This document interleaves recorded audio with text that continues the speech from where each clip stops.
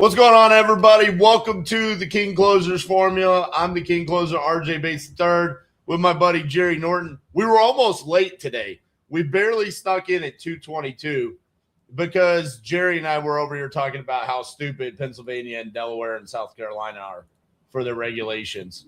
Man, Jerry just broke the news to me. I didn't know that this was happening, but Delaware is coming out with a regulation. Is that right? Yeah, the disclosure goes into effect August 30th, and then the licensing, they're giving you until January, I think, of 27 to get your license.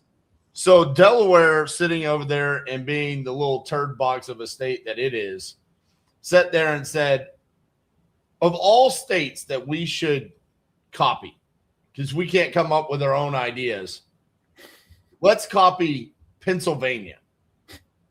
Because Pennsylvania has worked out so well. Yeah, because it's clearly working, you know.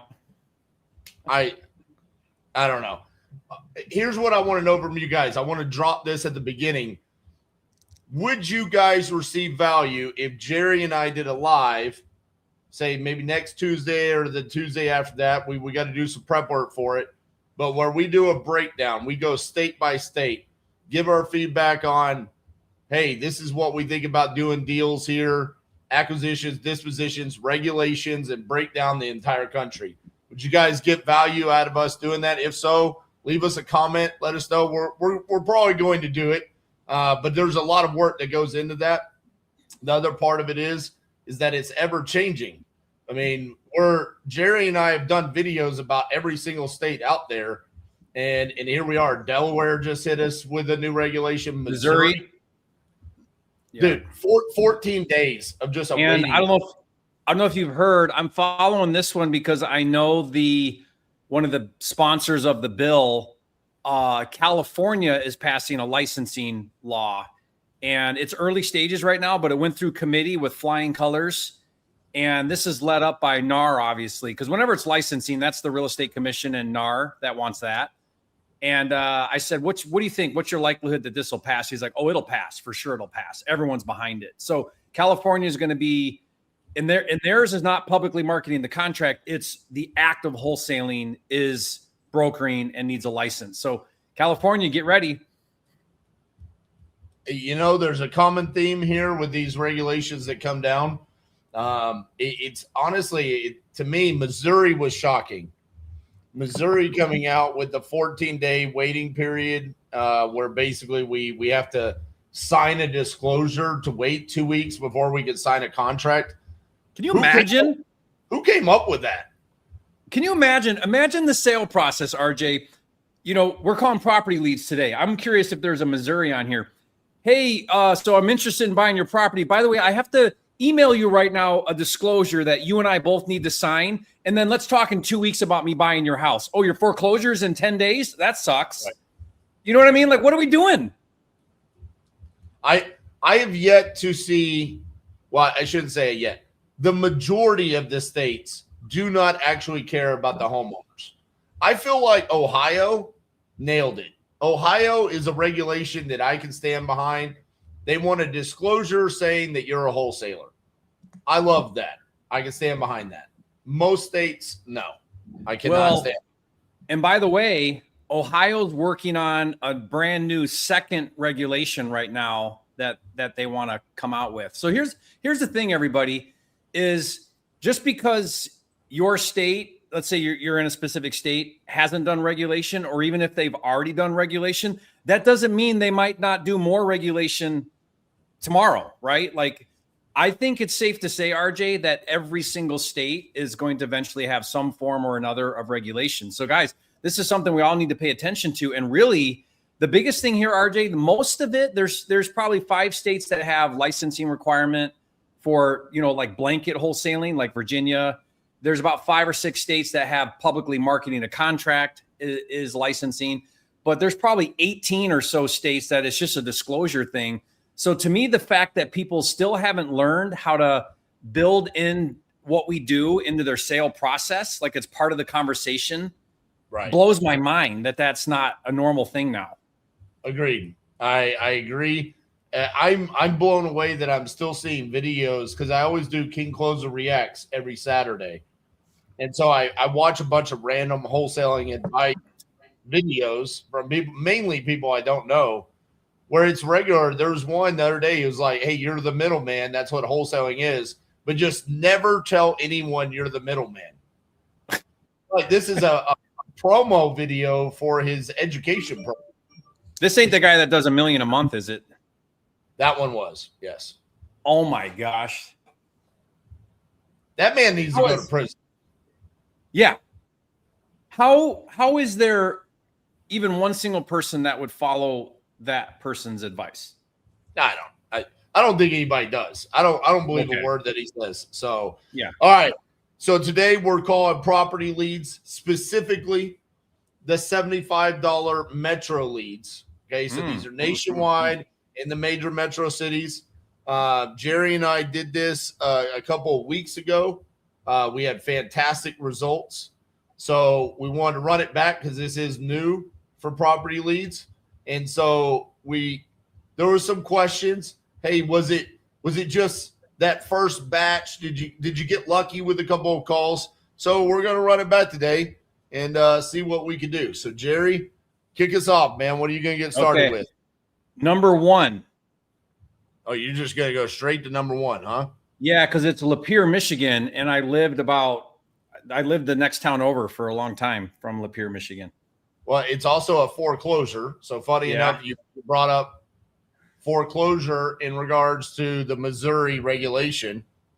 So let's see. I'm always curious with foreclosures. You know. By the way, really before I call this one, real quick, I don't know if you noticed with. I actually know. So because you just heard about it, but Delaware, they're the first state, RJ, to include vacant land. If it's a 1 to 4 unit, if it's zoned 1 to 4 unit residential for the lot, then it needs all the same things. Like, how is that a distressed seller, a vacant lot owner? I don't. Who are we protecting there? I mean, how's grandma getting thrown out on the street that we need to worry about? I don't. It's just crazy. Never seen that. Okay. Let's call, what was it? Ken. Hey, what kind of things does a farmer talk about when they're milking cows? What? Utter nonsense. What do you call a cow that jumps over a barbed wire fence? What? Utter destruction. How did you automatically have another cheesy utter joke? To get I don't know. Guys, that was not planned. That was not staged. That was not. I just Googled it. My mom to an automated voice messaging system. My mom did not see the reel. Thank God. Good. I've been looking over my shoulder. Yeah. I've been worried, actually. You said you better not make that a reel. It was the first thing I did. Yeah, it was.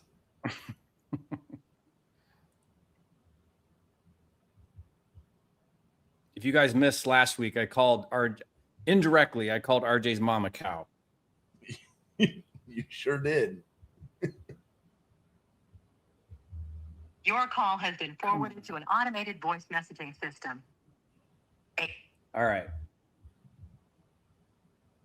Tell me, do we have any tired landlords, RJ?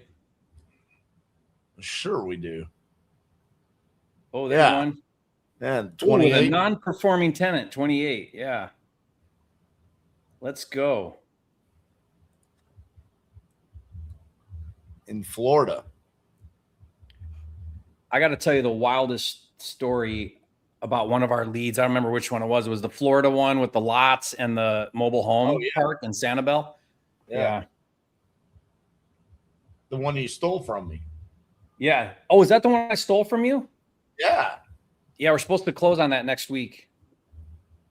I was really hoping that you were going to tell me it backfired. I swear, if you tell me you're making $100,000 on it, that is what I'm going to make on it. I'm coming through the screen. I think. Hello. Thanks. Please stay on the line. Oh shoot. I totally screwed that. I hate those Google Voice things or whatever, those AI things. I totally screwed that one up.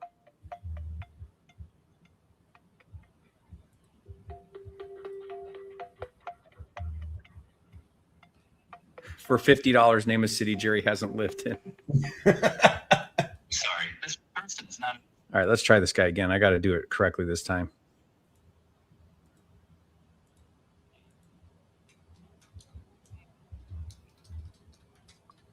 Jerry Norton calling about your house for sale on Weeping Willow Court.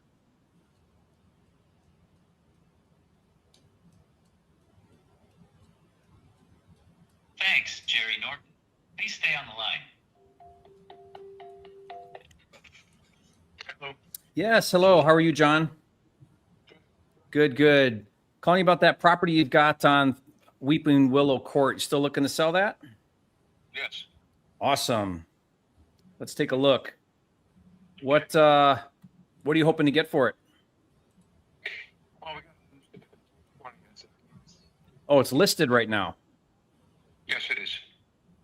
Okay. Well, how's that supposed to work? Shouldn't I be talking to your agent? Mike, I don't know. I mean, the only thing is that sort of thing, and I didn't think about what listed, unlisted. Does it make a difference? Really? Well, yeah, because you probably signed a listing agreement with your agent, so you can't sell it on your own. Do we send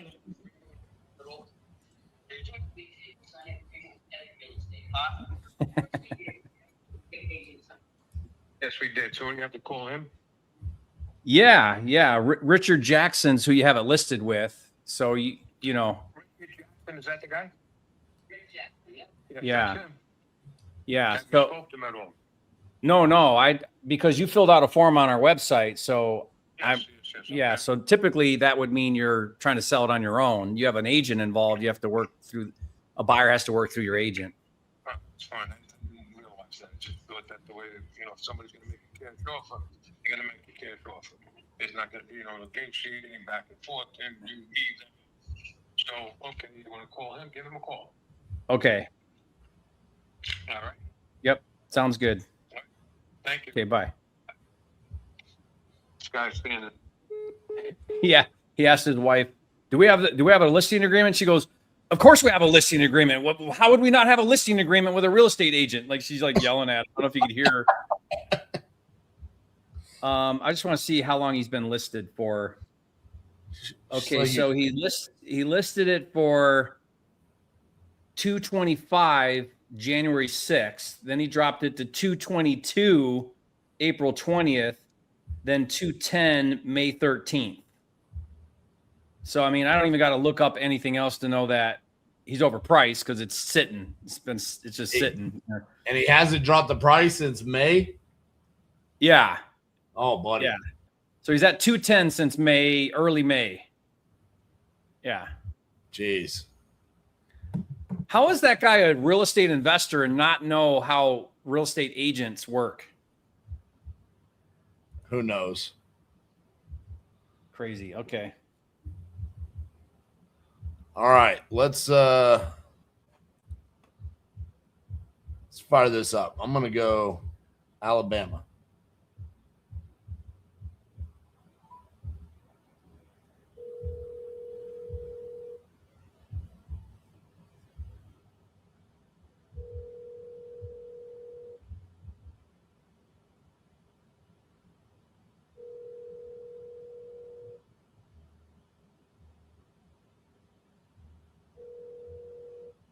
Sorry, the mailbox is full and there is not enough space to. You had that happen to you last week a bunch of times. Thank you for reminding me. Just thought I'd point that out. That's all. Yeah, that's all. Is there a category on here called voicemail full?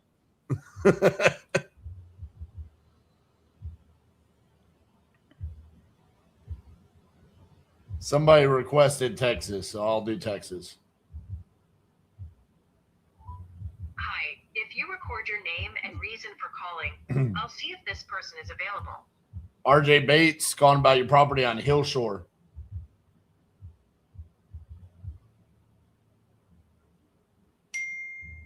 RJ Bates, please stay on the line. Well, that was fun. Well, That just immediately hung up on me. well, RJ, there's 30 million people in Texas, I heard. You did hear that. There's a lot of knowledge shared on this YouTube channel. RJ, we need to come up with a name for this show. RJ and Jerry call sellers. We'll throw that. I mean, in like the a chat. cool name, not a cool name. I mean,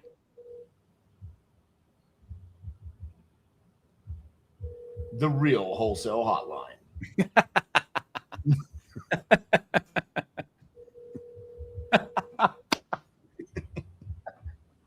the actually wholesaling hotline. Please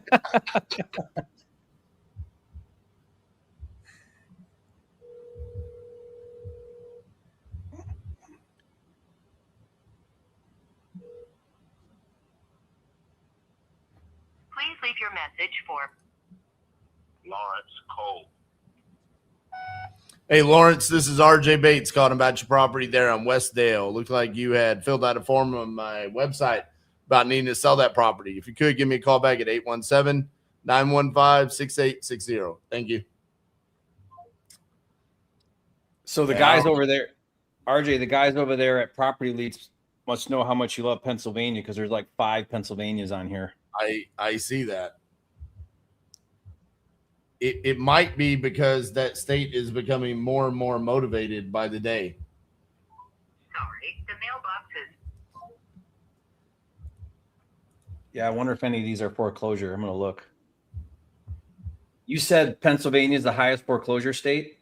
It's increased. It has one of the highest increases since they came out with their regulations.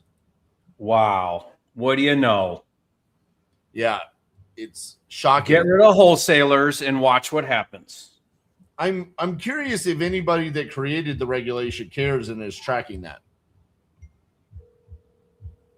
I don't think they care.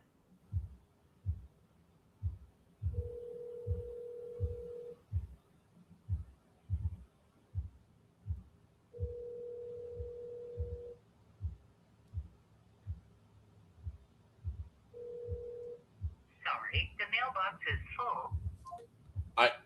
Am I getting punked on? Is every seller not have a voicemail available? I think this is like 3 weeks in a row that every single seller that I've called has a full mailbox. Yeah, get rid of the rest of them while you're at it.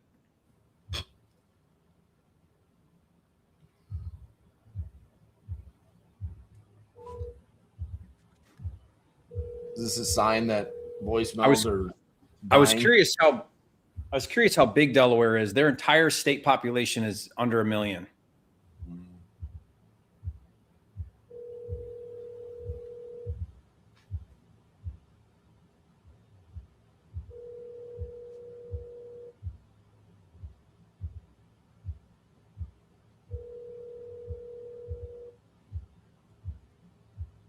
Your call has been forwarded to an automated voice messaging system. James Ray. Is not available. At the tone, please record your message. When you've finished recording, you may hang up or press 1 for more options. To leave a callback number, press 5. Hey, James, this is RJ Bates calling about your property there on Garden Way. Looked like you had filled out a form on my website about needing to sell that property. If you could, give me a call back at 817-915-6860. Thank you. RJ, try 19. It's South Carolina, but did you see the condition No, is it bad? or the reason for selling? What is it? Structural fire water damage. Yeah. You like the big rehabs. There you go. For sure contract. I wonder if that means it's all 3 of those. Let's hope not.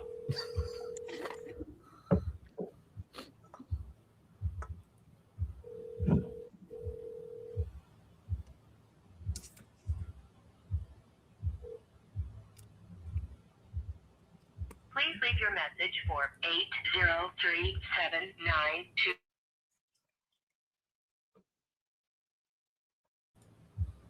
Hey, Jimmy, this is RJ Bates calling about your property there on Charlotte Street. Looks like you had filled out a form on my website about needing to sell that property. If you could, give me a call back at 817-915-6860. Thank you. All right, Jerry, we're getting to the point where I'm going to tell you to start dialing at the same time as me. Clearly, I put my phone on the spam list this morning. Maybe it was a fluke what we did last time with property leads. Please Maybe. leave your message for. Your call has been forwarded to voicemail. Your call has been. How do I call a number 3 times and 2 of the times it had a different type of voicemail answering? I don't know.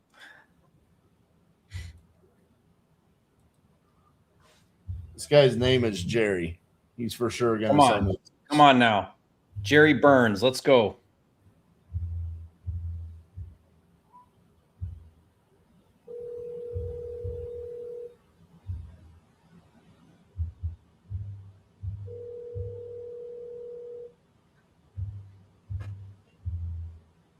Hello. Hi, is Jerry there? Yeah, that's me. Hey, Jerry, this is RJ Bates calling about your property there on Hannah Street. Yeah. Looked like you had filled out a form on my website saying that you were interested in selling that property. Is that correct? Well, I want to sell the trailer house. Okay. Does it come with land or is it just the trailer? No, I just want to try. What I'm doing is moving a single wide out and a double wide in. Okay. How much do you want for the single wide? If you want it, come on and get it. I get it for free? I need to get it out of here. Yeah. Is it in bad condition? It's not in the best condition in the world. We've been living in it, but some floors need a little bit of help. And we got a metal roof over it right now. But if you was to have that, use that metal roof, you'd have to get it fixed. What year was it built? Well, I've been trying to find out. I can't find that tag on it, but I've got 12/1/71 on one of the lids to the commode, and on the other lid of it said February 3rd of 72. So 71 or 72, somewhere in there, I imagine. All right, let me place a quick call, and then I've got a buddy of mine. He's got some trailer parts, and if he's interested, I'll give you a call back. I don't have any place to put this without the land, but if he's interested, I can connect you guys and see if he can come out there. So let me give him a call real quick. Yeah, that'd be good. Okay. All right, thank you. All right. RJ. Get something for free? Yeah, what's your transport cost? I don't know. It's not going to be my transport. It's going to be the guy that owns trailer parts. That's the problem. Is those cost like $5 to $8 grand to move, don't they? I have no idea. I've never moved one. Yeah, I've moved one there. I think they're $5 to $8 grand.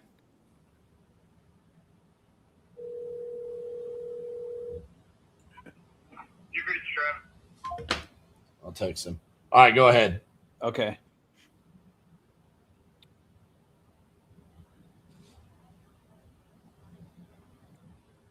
I'm going with this one.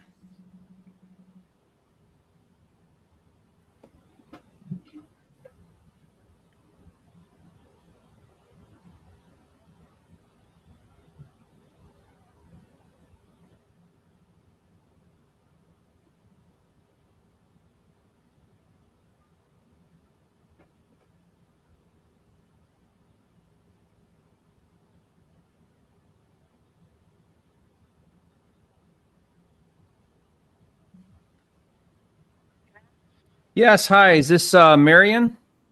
Yes, it is. Hi, Marion. My name's Jerry Norton. I'm calling you about your property on Fifth Avenue. Right. Are you still looking to sell that property? Yeah. How'd you find out about it? Well, I think you filled out a form on our website recently. Oh, right. Is this the Elizabeth thing? The Elizabeth listing? Is that what you said? Elizabeth? No. My name's Jerry, and on my website, you said you were interested in selling that property. So I'm just calling you to see if I can help you out there. Well, I had someone else I talked to this morning, and they're supposed to come check out my property and stuff. So I'll have to wait and have you call me back and see what they say. Well, you could do that. I don't think that's what you should do, though. Because what if they don't show up? Or what if I pay more than they're willing to pay? Like you should yeah, like you should still talk to me about it. You know what I mean? Well, what is there? You know. Well, I certainly can do that. But why don't we start from the top? Typically, if you're looking to sell it, let me find out some information, see if what you're hoping to do fits, and then you've got one more person to consider as a buyer. It's gonna take some time. Nope. I'm tired too. What do you want for it? Okay, you're going to try to get 90,000. Okay. And what's got you thinking 90? Why is that important to you? Which is 31,000 something. But to get a place to live. Gotcha. Yeah. So you pay off the 31, and then you're hoping that the remaining difference is enough to buy your next property? Well, something, yeah, something smaller because this is too big for me. Yeah. That'll leave you, if you got the 90, that would leave you with what, about 60? Somewhere around there. Is that what you need to get the next house? Okay. I've seen things on the what do you call that? Where some of the trailers are like 45,000 or more. Okay. Well, yeah. I mean, they range from really cheap to really expensive, depending on what. Down. Yeah. Are you hoping to stay close by? Oh yeah, I'll stay in this area. Oddly enough, my friend has a free trailer that he's looking to relocate. You mean moving? Yeah. Where's that at, RJ? Wolf City, Texas. Oh, it's in Texas though. That might be a haul. Well, no, but I mean, we could. Where are you, Ohio? You're in Mansfield, Ohio. Yeah. But, it's not hard to find. There's a lot of them out there. Okay. So let's take a look. What's that? Once I get my house sold, then I'll find a place to live. And then I'll have the money to buy it. Yeah. Okay. Well, that helps me understand a little bit what you're hoping to do. So let me take a look here at your property. So this is a 3-bedroom, 2-bath, 1,600 square feet. But see, that's tough, like,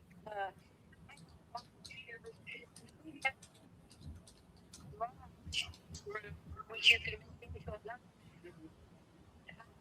It's 4 bedrooms. 4 bedrooms. 2 baths. Okay. Yeah, 4 bedrooms, 2 baths. Kitchen, living room, dining room, washroom, den, the screen. And how long have you lived here?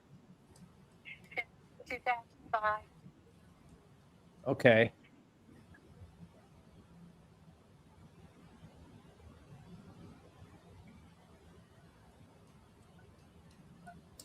I'm just looking at some similar homes in your neighborhood to get an idea of what's going on.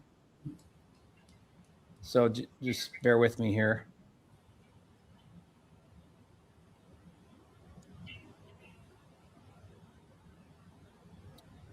You know, I might be able to make the 90 work. What did the other person tell you that's coming to look at it? What's their story? Well, he wants to do was mortgage, and then he did nothing. Then he said he would put it on the market and sell it that way. So I don't know. I mean, he's going to check out the property and make sure that I'm not lying, I guess, to him. I don't know. And you want to wait and work with this guy? Not if I can get the upfront price that I want, so I can move right away. Mm-hmm. Okay. What if I could get you the 90? Be wonderful. Okay. Well, here's what I'm thinking. I don't know if I can make the 90 work. I am going to have to take a look at it, kind of like the other guy, but I wouldn't be trying to pay off your 30 and that's it. I would be trying to get you the full 90. And I'm looking at a couple of comps in your neighborhood that are pretty similar in size and features, beds and baths. And I think there's a move there where I could buy it from you for 90 and still make money. Because, you know, I'm an investor. So if I come in with the cash. Yeah, I'm looking at one that's real close by. That's 150. And it's needs work still, right? So I figured, I kind of figured that. But here's what I would do. We would have to have an agreement that I would pay you the 90. You would need to give me a small window of time. Let's call it 7 to 10 days. That would allow me to get over there with my guys, take a look at it, make sure I got my head around the cost of the rehab. And if I can make the 90 work, then we move forward. We schedule a closing and I pay you the 90. You pay off the 30, you walk with 60. I'll also, if I can't make the 90 work, because I buy a lot of real estate myself, but if I can't make the 90 work, the second thing I'll do at the same time, so this will be happening simultaneously, is I'll reach out to my network of buyers. I work with a lot of other investors, and sometimes they can pay more than me because they might spend less. They might keep it as a rental. You know, they might do other things. So if they're willing to pay the 90 or more, then I'll also move forward with you. They would pay me the difference. So it would come out of, it wouldn't affect you at all. You would still get the 90. Does that make sense? No, I was going to say, because I have no money to put. Right. So one way or another, I would try to get you the 90. Now, if I can't do it and my network of buyers can't do it, then I'll just, within that window of due diligence, I'll come back and tell you, hey, look, Marion, the 90 just doesn't work, and we can relook at it, or we can part ways, or whatever you want. But that would be the process to move forward from here.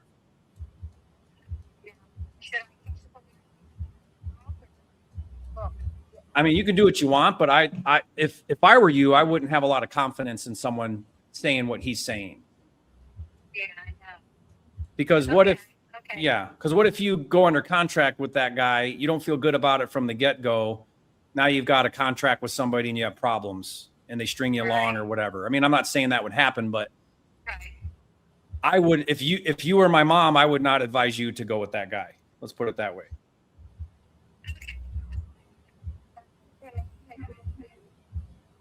Yeah. So here's what I'll do. I've got all your information here. This is my cell phone I called you on, so you can reach out to me anytime.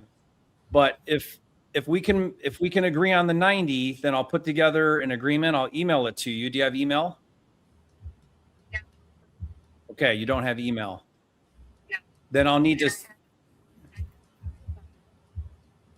Oh, this is a house phone we're talking on? Does it have a long cord and like you have to, is a oh, you got one of the fancy wireless ones.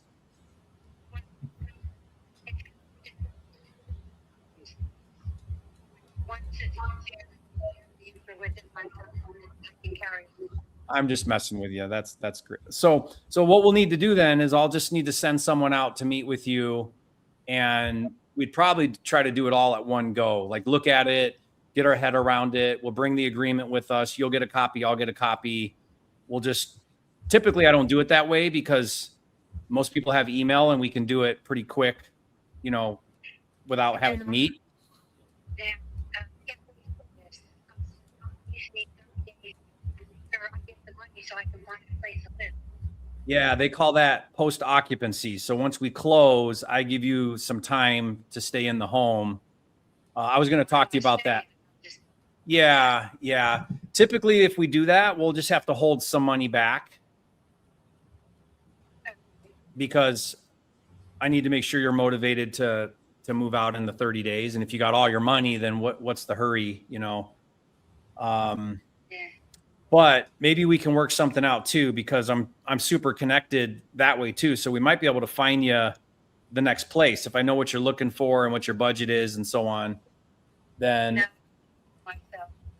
yeah, I mean, do that too. But I'm just saying, tell me what you're looking for and I can look as well.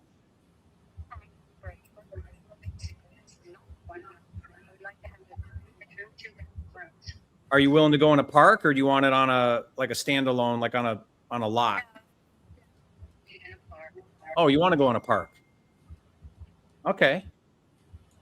Well, I don't want to be on the wilderness. and what areas are you willing to stay in or to go to?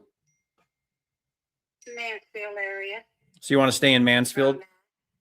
Mhm. Okay, so Mansfield. Take that long. Oh, to me, this isn't very long at all, but we're almost done.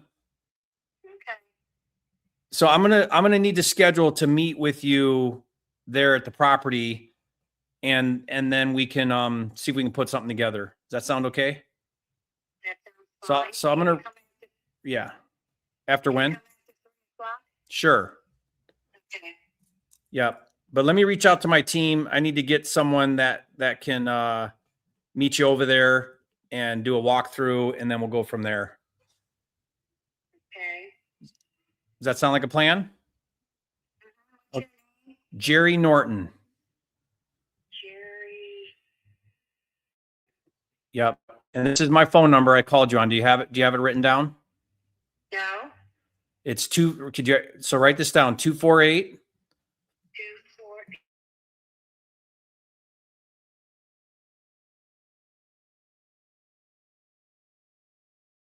7794. 7794. Yep. Okay. So when would you like to come in? Well, I gotta meet with my team and see when we can do it, but we'll try to do it real soon after 3 o'clock. Yeah, my goal would be tomorrow. Does that sound like a plan? In fact, let's tentatively plan for tomorrow, 3 o'clock, and I'll confirm with you. Okay, and we'll see if we can help you out here at the 90. Okay. Thank you. Talk to you soon. Okay, bye-bye. How do you handle that when they don't have email? You got to send somebody or walk them through signing up for an email, Oh, can you imagine doing that with her? right? RJ, who do you have in Mansfield, Ohio in TU? Well, we got this fancy little thing. It's a map of where everybody is. So let me look real quick. Mansfield, Ohio. Now, you know how I am, RJ. I don't want to fill out a form. I know. Jillian Jean, Joe Spain, Jeff Brogan. They're all pretty far because they're either coming from Akron, Cleveland, Toledo, Columbus. How far is that from Mansfield? It's a bit. Columbus is probably going to be the closest, to be honest with you. Is it?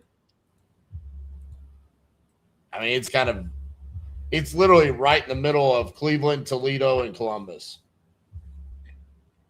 I mean, there's a comp 2 streets over. That's a 3-1, 1,300 square feet. She's a 3 or maybe a 4-2, 1,600 square feet.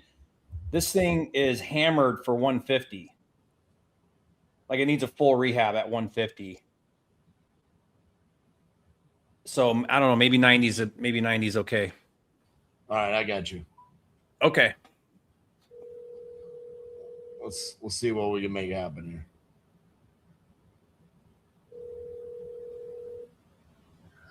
Oh my! I hope I'm not in trouble. Oh, you're in trouble because you're live on YouTube, so be careful what you say. Okay. Jerry just got a lead in Mansfield, Ohio. Do you have anybody remotely close to that area? Got a buyer, can probably be there tomorrow. Perfect. 3 o'clock.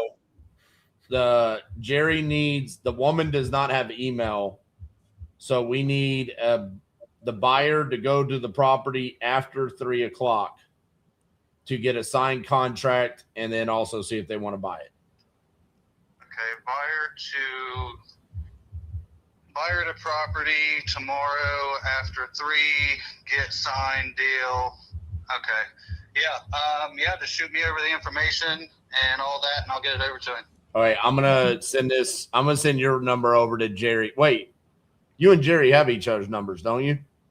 I don't know if I have his number. Just shoot his number or Yeah, okay. Whatever. I'll connect y'all right now because we're on the live together. So. Okay. Well, awesome. Congrats, Jerry. Good job. All Well, right, we'll see. Yeah, we'll see. We got to get this thing signed first. All right. Sounds good. All right, man. Bye.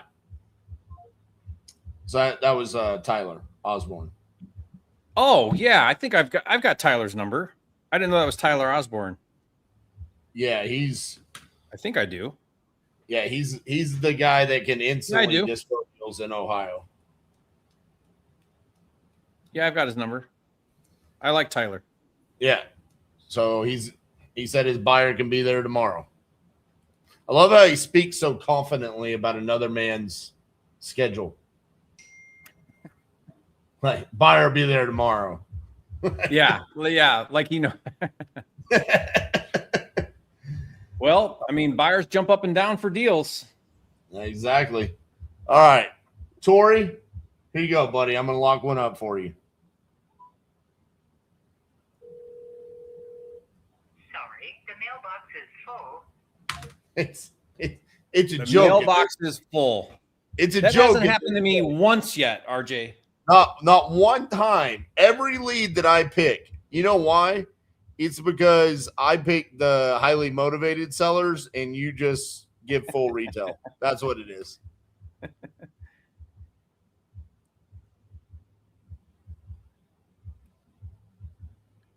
Hey, did you see Steve Train's coming out of retirement? Come on. He says he's going to get back into wholesaling. Oh, for crying out loud. Because Hello? hey, is Jordan there? Yes, this is Jordan. Hey, Jordan, this is RJ Bates calling about your property there on 16th Avenue. Looked like you had filled out a form saying that you were interested in selling that property. Is that correct? Yes, yeah, I am.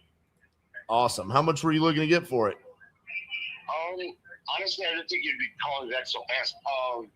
I'd have to talk to some people and price it because it's a mobile home, and I'm really not sure exactly how much I want to sell for at this moment. Can I give you a call back though? Yeah. Is it a mobile home with land or just a mobile home? It's on land. It's in a mobile home trailer park area. My dad bought it, but he just passed away. So he owns the whole. He just pays like property tax, I think, or homeowners insurance or something like that. Right. But would I own the land or am I paying rent on the land? That is a good question. I would have to ask. Okay.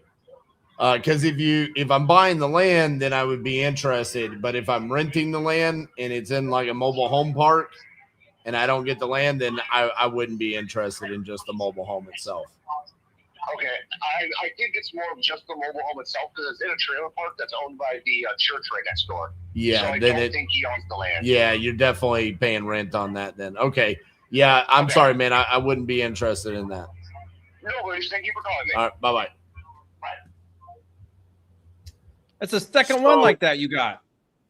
So far, I have gotten five full voicemail boxes and 2 trailer park mobile homes with no land. And your leads have been fantastic. I'm going to do what I see people do all the time. This is clearly a problem with the leads. Clearly, property leads is just screwing me intentionally. I'm going to text James and tell him that his leads suck now. Don't just do that. Ask for a refund. Oh, that's right. I should do that as well. James, because if you're gonna be a dick, might as well be a dick, you know? Yeah, James, will you please refund me my free?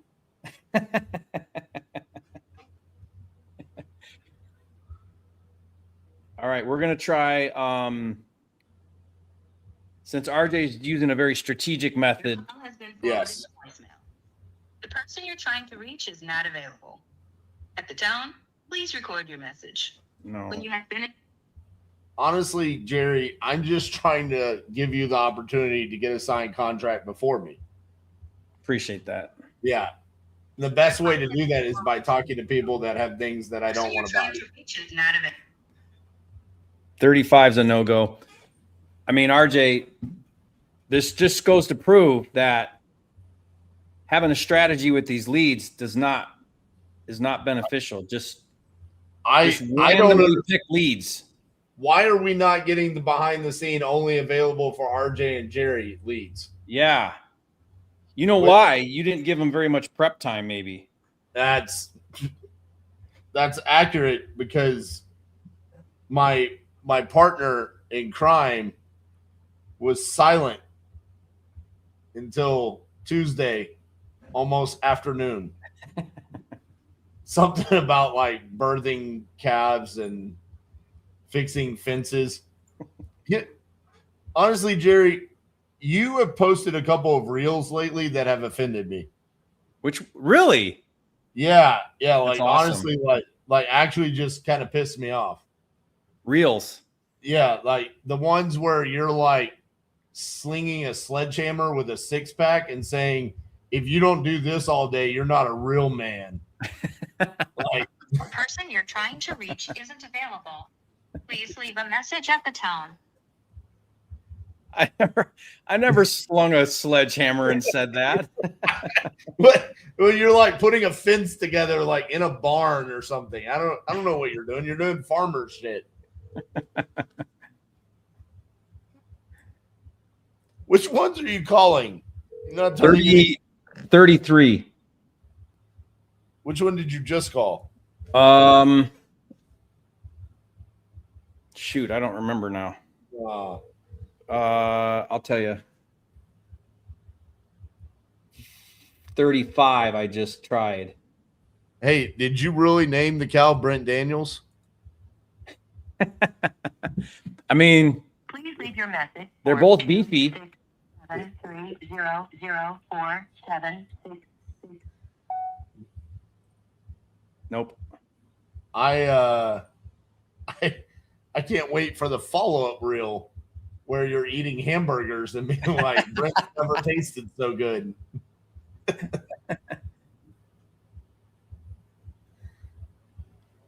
I'm trying 32. James better send us another batch here soon. No, I just need to talk to one. That's all I need. Someone with a house. You reach 412-853-8819. Leave a message. Is it a holiday today? So to be clear, I have owned 2 pet hedgehogs in my lifetime. Of course. Oh, you're ready for a possum. I named them Sonic and Knuckles. Just super original.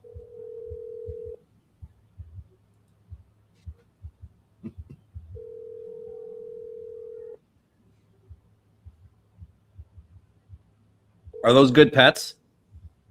No, Not very cuddly. no, not really. It wasn't bad. 412-853.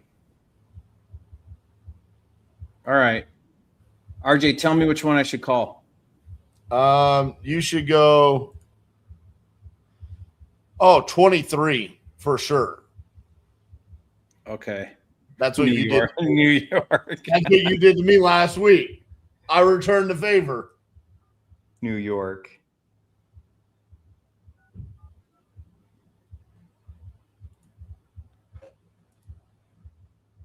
Watch, it's an awesome deal.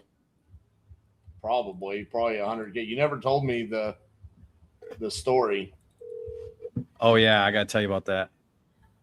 Hello. Calls to this number are being screened by Smart Call Blocker. Please say your name after the tone, then press pound. Jerry Norton calling about your house on Willowbrook. Hello. What do you think, Jerry? This number are being screened by Smart Call Blocker. Please say your name after the tone, then press pound. Jerry Norton calling about Willowbrook. Just did that. Please wait a moment while your call is connected. Jerry, what do you think? I mean, that's, oh yeah. Dude, you must have like an AI graphic on payroll. Just that, technically speaking, this person that made it is on payroll. So yes. You come up with the coolest graphics. Get rid of it. There you go. Shout out to Danny Force for making that. That's cool. I saw that in the comments. That was funny.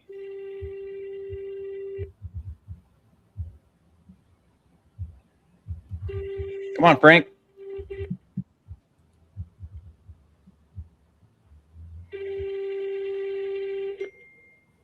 RJ turned it red before he's had a chance to not answer. I think his little thing is messing with you. It made you do it twice. Please Yeah. enter your remote access code. Nope. Not doing that. You need to go 21, Idaho.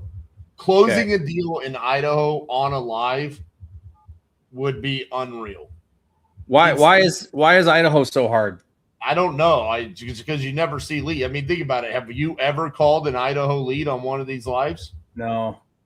I mean, this would be fantastic. Twin Falls, Idaho. They're going to ask you if you're moving there from California. If you're leaving a message, I don't have my phone with me. So please leave. Thank you. God bless. So He said, leave a message. I don't have my phone with me. So Steve Train sucked so bad at wholesaling that he retired. And he went and created an AI bot that accidentally got a signed contract. And because of that, he wants to get back into wholesaling. So now he's proven that he's really good at wholesaling. Because the AI bot is going to do the acquisitions for him. It's going to close? It's going to close. It's that good, Jerry. I mean, I'd come out of retirement too. Could you imagine if our competition literally turns to nothing but AI bots? It's just no way. How could it? I mean, it's bad enough with what the competition already is. I mean, it's one thing to say, hey, I'm an AI agent. I mean, we have this. Hey, I'm an AI agent. Right. Let me gather some information and pass it on to my team. Do you want to sell? Okay. You know, like, oh, I could see that, but. Yeah, no, this is closing. How? I'd love to see it. Too much nuance. I'd love to see it negotiate the post occupancy leaseback terms. Yeah, and find her a new trailer in Mansfield. Yep. I'm calling 34.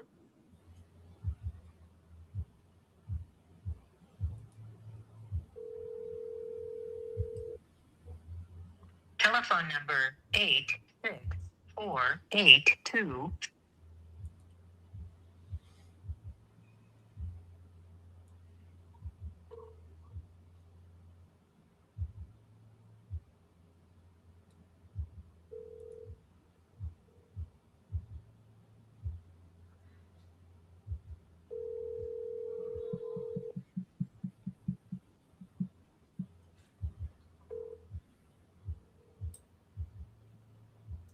Telephone number 864.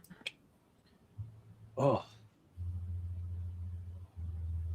Hey, you know when you call them, you're supposed to get them to answer, right? yeah. I should be leaving voicemails too, but I don't got time for that. Yeah.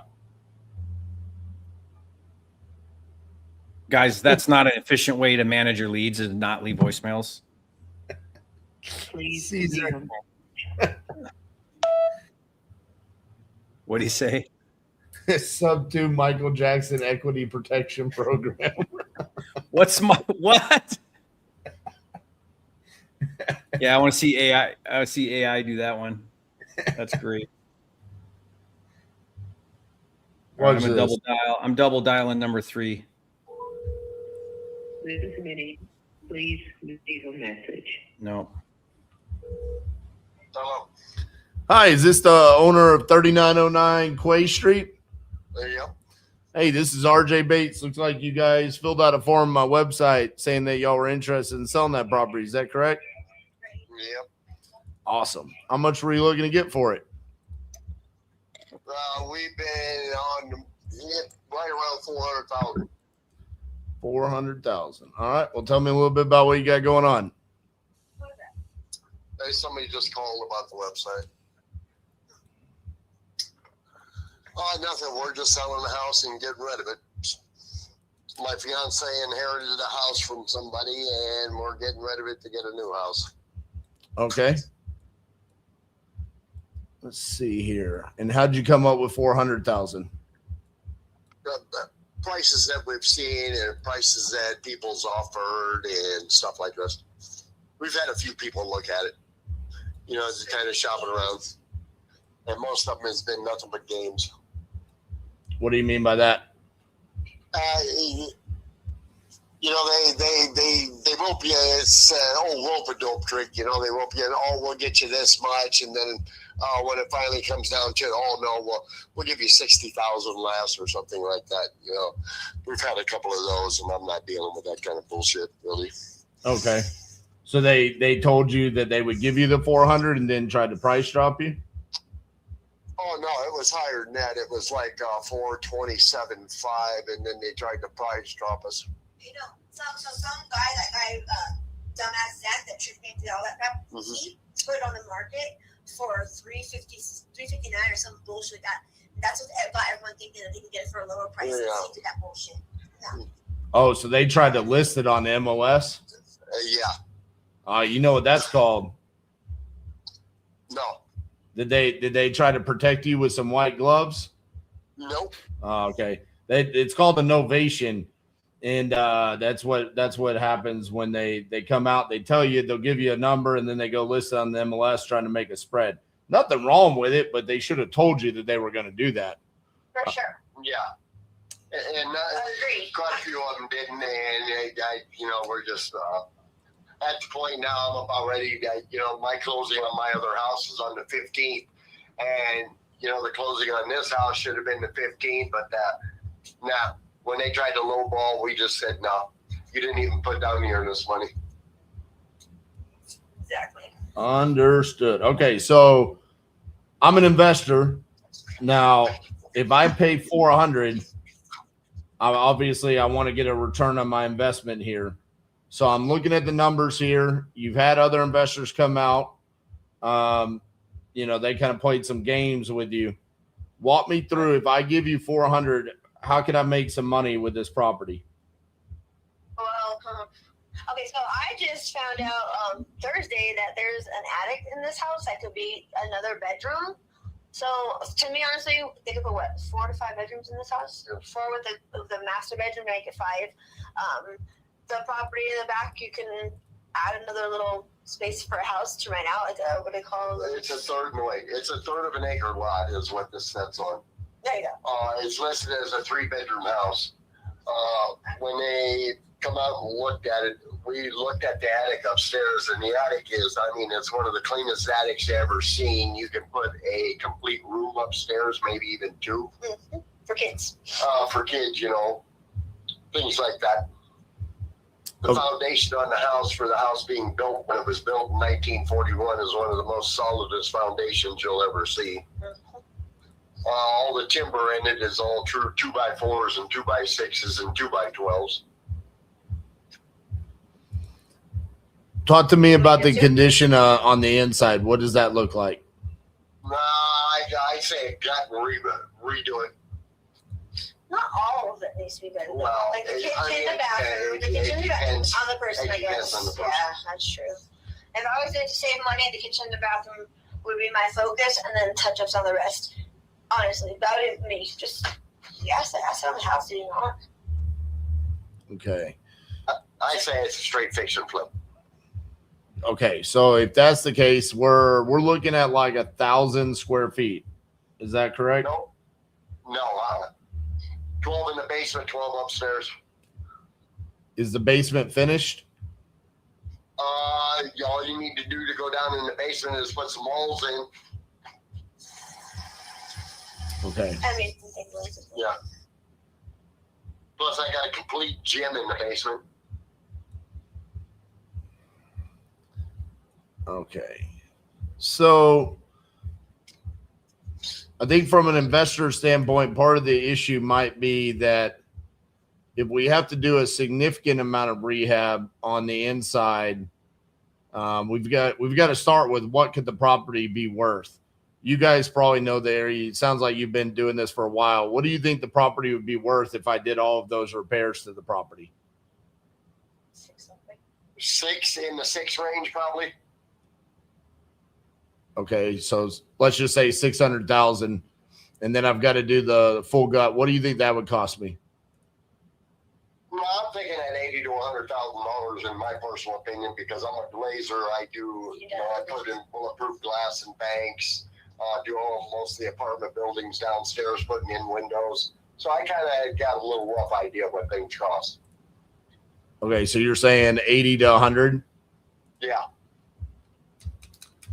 Okay, so 600,000 is what my after repair value would be. Let's just say we'll cut it down the middle, 90,000 on repairs. I pay you guys 400. So that leaves me about 6% profit if everything goes right after holding costs and closing costs. If those numbers are accurate, I need you to be a little bit flexible on the 400, and I think that might be what some of the other people were seeing. They probably just didn't tell you that the correct way. Now with us, we do cover all the closing costs. There's no commissions and whatnot, so this would be a net number to you minus anything that you owe on the property. So nothing on the property. Just the taxes for this year. Right. Half year, that's all. So if I were to cover all the closing costs outside of those taxes, what do you think the best price you could do for me would be? So I would say what, 1,785 with 10,000, 5,000 up front. Yep. Okay. So 378 side with 10,000 earnest money, 5,000 cash up front, so that we can put the 3,500 towards our house tomorrow. Because I'm going to be honest, I do have a contract, but it's not signed because I'm not going to sign nothing. And that's what they're offering, but they can't do nothing until Friday with the money. And that's hurting me on the fact that I pushed my house that I want to buy twice already out to call them and ask them a third time. What if they say no, I lose out. So that's a really big thing. Oh, so you've got to put your earnest money down on the property that you're trying to buy. Yeah, well, see what it is on this house, the person that had this house was a hoarder.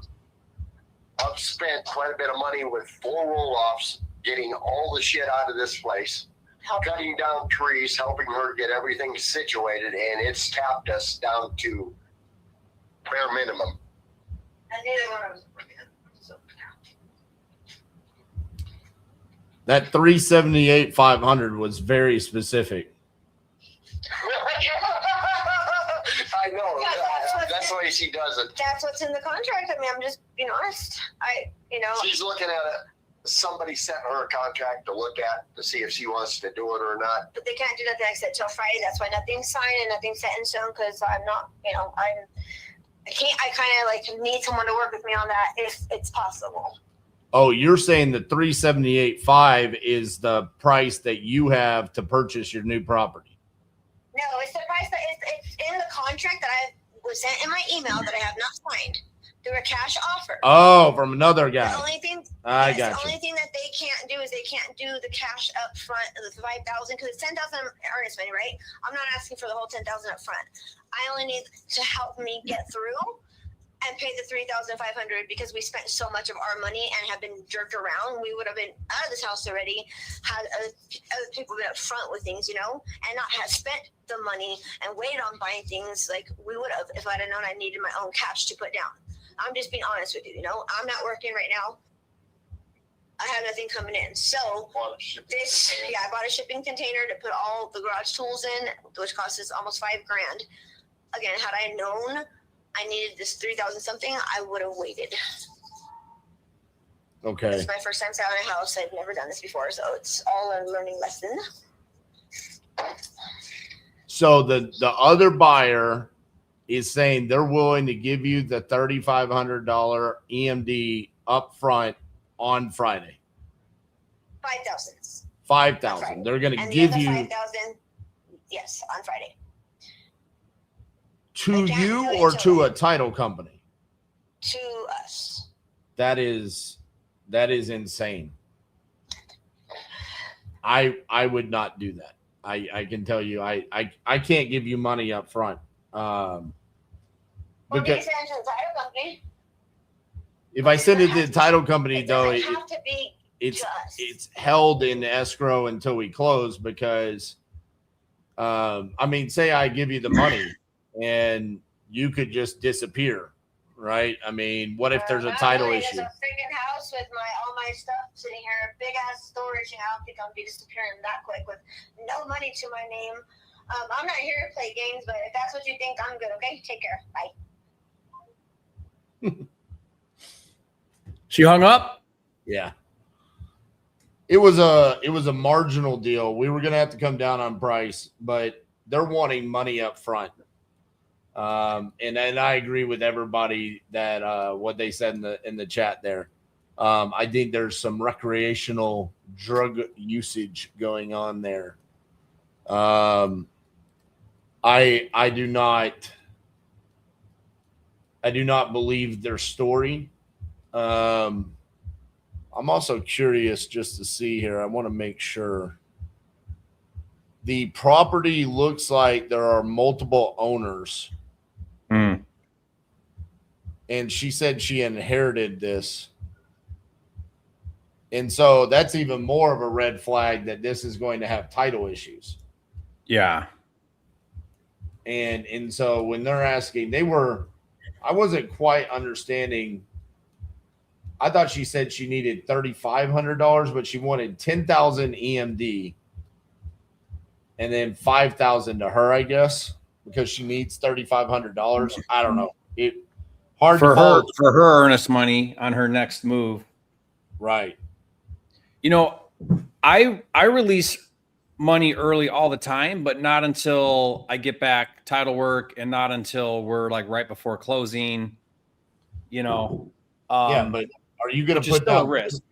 Are you going to put down $10,000 earnest money and then have that non-refundable on day one without seeing it? No. And you don't ever do that unless you get it's a steep discount. Right. Like I had one time, RJ, where I had the property under contract for it was something like 80, and the guy calls back and he says, and it's like Tuesday, and he's like, I need the money by Friday. What can you do? And I said, look, I got to jump through a bunch of hoops. I got to rush title. There's a possibility, but what am I getting for doing all that? We already have a contract in place. He says to me, I'll drop the price to 50 if you can get me funded out Friday. Okay, I'll jump through the hoops. You know what I mean? Right, I'll jump. The other part of this that was scary, that stood out to me, is that the two owners listed have different last names. It's a mess. That thing's a mess. And she's saying, I'm willing to sell this property, but you need to give me money up front. Man. I guarantee you that thing's got title issues. Yeah. I needed that Tori to be somewhere around 350, and she was at 378. Do you think those were novations? Those offers they got? Yes. Yeah. They literally listed it on the MLS. Yeah. And I could see why, because from the street view, I was actually blown away that he said it needed a full gut, because from the street view, it looks really nice. Yeah. Is 600 the back end? Yeah. Okay. Yeah. All right. I'm going to try number 5 here. There was a 585 comp, a 615. So right in that range. So at least he knew his numbers somewhat. I think he had been through it like 4 or 5 times.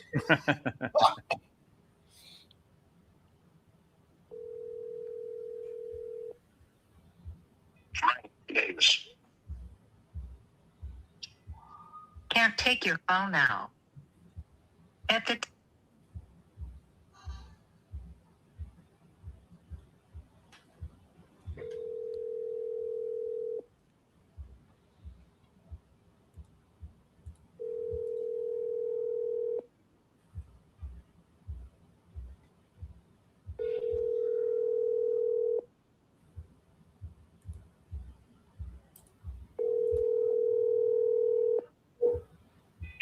Davis. Okay, that was 6. Or no, sorry. Yeah, that was 6. Jerry, we are having a lower connection rate today than we have over the past month. Do you think this is due to the fact that we're coming off of the 4th of July weekend? It could be. But I don't know. I mean, isn't everybody back to life, like normal life? Yeah, but I mean, if you just took vacation, maybe you're a little bit busier trying to catch up. Maybe you're on vacation because you went out of town. Yeah, is this Joseph? Yeah. Hi, Joseph. Calling about your property on Avenue A. Yeah. Still looking to sell that? Yeah. Great. Let's take a look at it. I'll pull this up right now. What are you thinking on this one? What are you hoping to get? 200,000. 200,000. Okay. You've thought about it. That's great. And why 200? Because that's what I think it's worth. Okay. Give me 1 second here. I'm just looking at it. A couple of them around this area sold for that amount on this same lot, even more. 200, you said? Yep. Okay. Yeah, I'm just real quick. I pulled up the Zillow, says 159.5. So what? I'm gonna have to look here. What's going on? But I am an investor and I'm all cash. So are you hoping to get like market value, like a retail buyer? Is that what you're? Tell me what you're thinking. If you're going to give me cash, I'd take 180. I don't want to go through a realtor and stuff and go through all them costs. Yeah, I get that. If I get 200,000, I'm going to lose 12 right off the bat. Yeah, because you have commissions. Right. Right, but see, I don't want to pay retail less commissions because I can buy houses at retail all day long. You know what I mean? I'm looking for a discount where I can buy it, do something, and make money.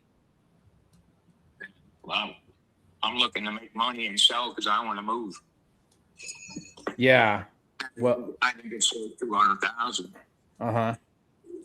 But if you could get cash, no closing fees, no commissions, as is, close when you want, what would you pay for an offer like that? Lowest I can go is 175. 175. It's not showing me much on this.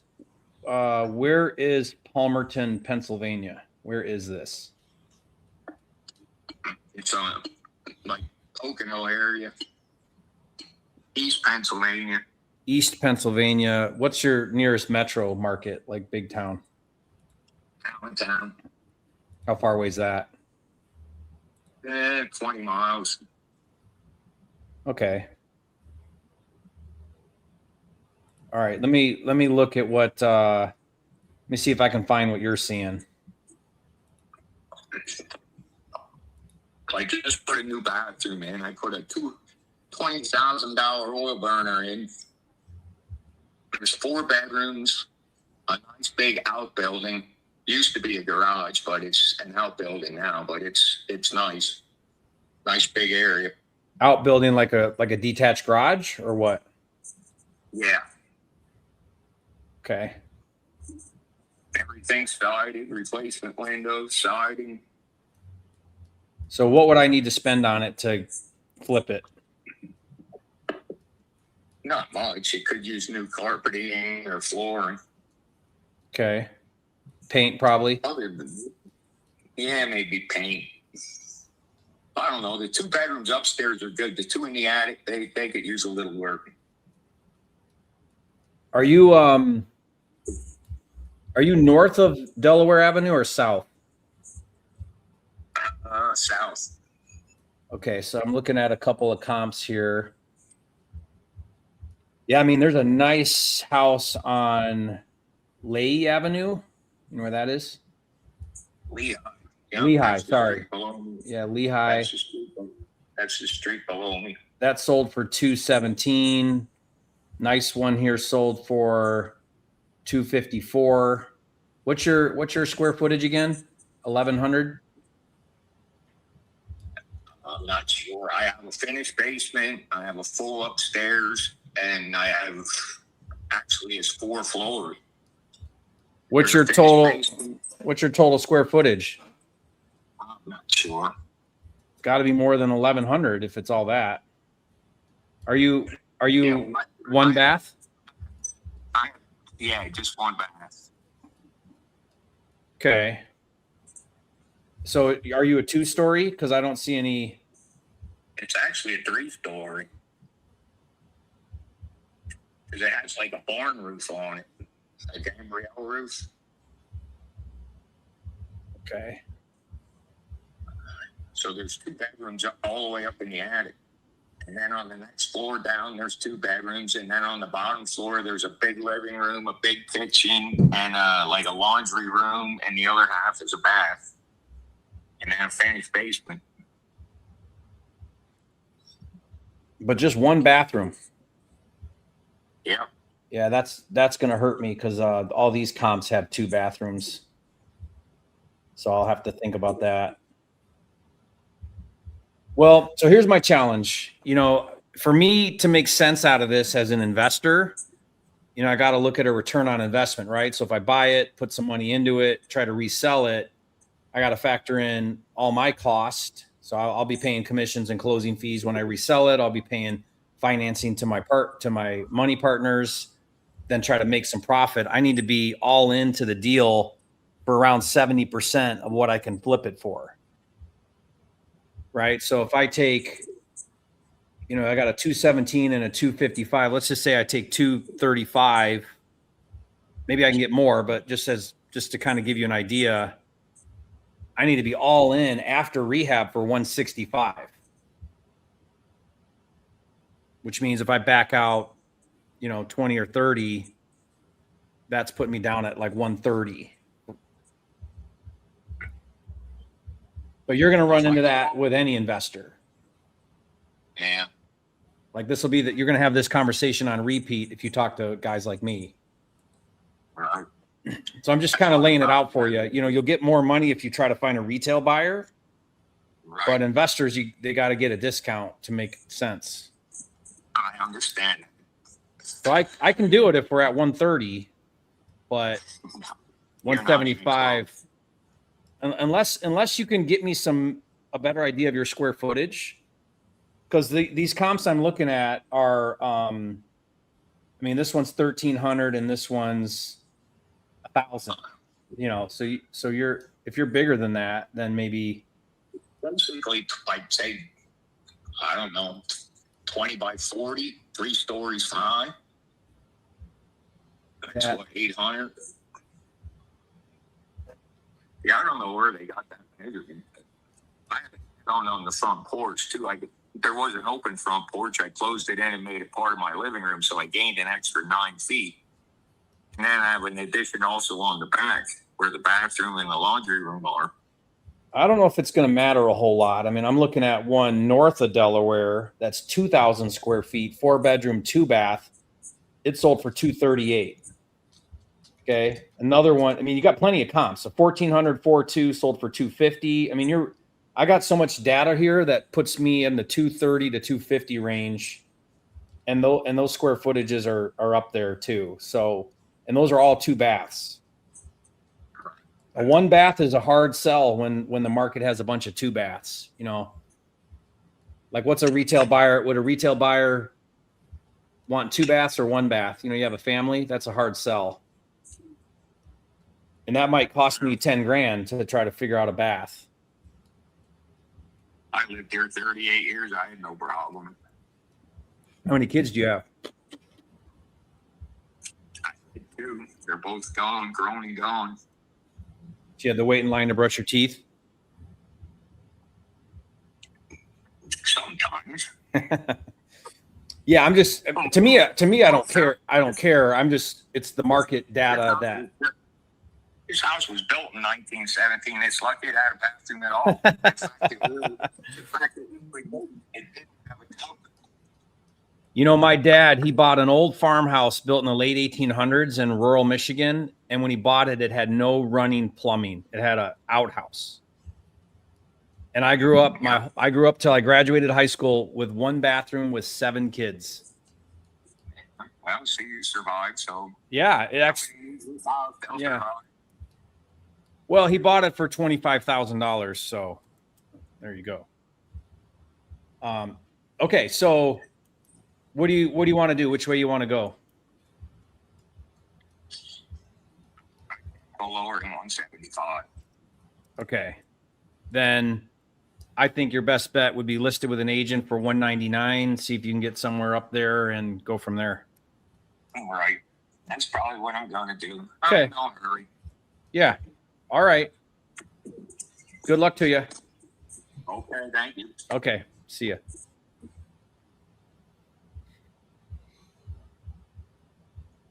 I thought you did everything great on that call. You just motivation wasn't there. No. The lines about the bathroom, the 1 bathroom, were pretty good. Did you have It's to wait true in though. line? Did you have to wait in line to brush your teeth? Oh yeah. Sometimes you didn't do it, did you? Imagine being the 4th one to take a dump. You know what? Me and my brothers, we would all stand around the toilet and pee at the same time. It was like Star Wars. I'll see if this person is available. Hey, this is RJ Bates calling about your property on Garrett Road.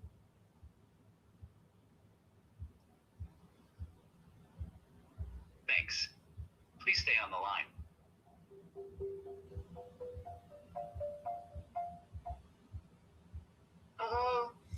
Hey, is Teresa there? This is she. Hey, Teresa, this is RJ Bates calling about your property there on Garrett Road. Looks like you filled out a form on my website saying that you were interested in selling that property. Is that correct? That is correct. Awesome. How much were you looking to get for it? At least, I'd like it to go at least 110. It's worth 150. All right. 110. What you got going on over there? It is a 4-bedroom, 2-bath. It has a bonus room, new appliances, including hot water heater. There's an 18 by 20 shop on the property, a 4-car carport on the property, and a nice long back porch covered. A sitting porch. Okay. And it sits on 2 acres of land. What's got you looking to sell? Truthfully, I need to move my family a little closer into the city so they have easier access to things that they need. Just a little too far out in the country for them. How far away is it? Well, it's 15 minutes off the exit. Okay. Let's see. But What- I've got one that walks, and I want him closer to something for his health that he can walk to. So it looks like you guys just removed it off of the MLS. Is that correct? Yes. I What- don't think the real estate agent was doing much with it, so I let my contract with her expire. Did you ever have any showings or any feedback? I did have a few showings.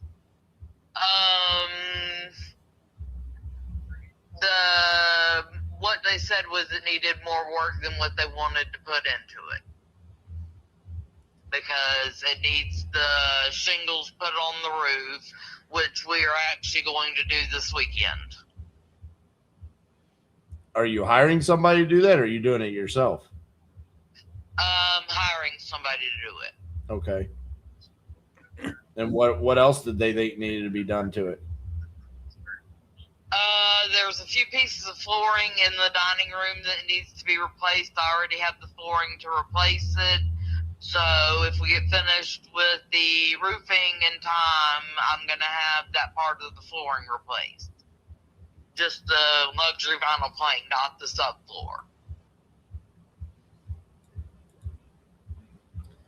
I think part of the issue is these pictures are well, hold on. Those pictures are old. Yeah, these are Very old. Yeah, these are the old pictures. Did they not come out and take new pictures? They did. They were up on there, but I guess she took them down when she took it off the listing. She's like, those are my pictures. I'm keeping Yeah, them. pretty much. Realtors are silly. Yeah. Silly.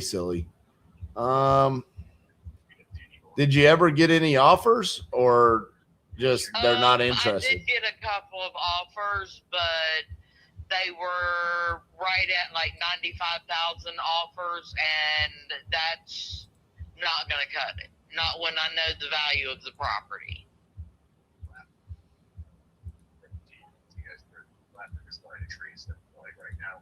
When you say you know the value of the property, what do you mean by that?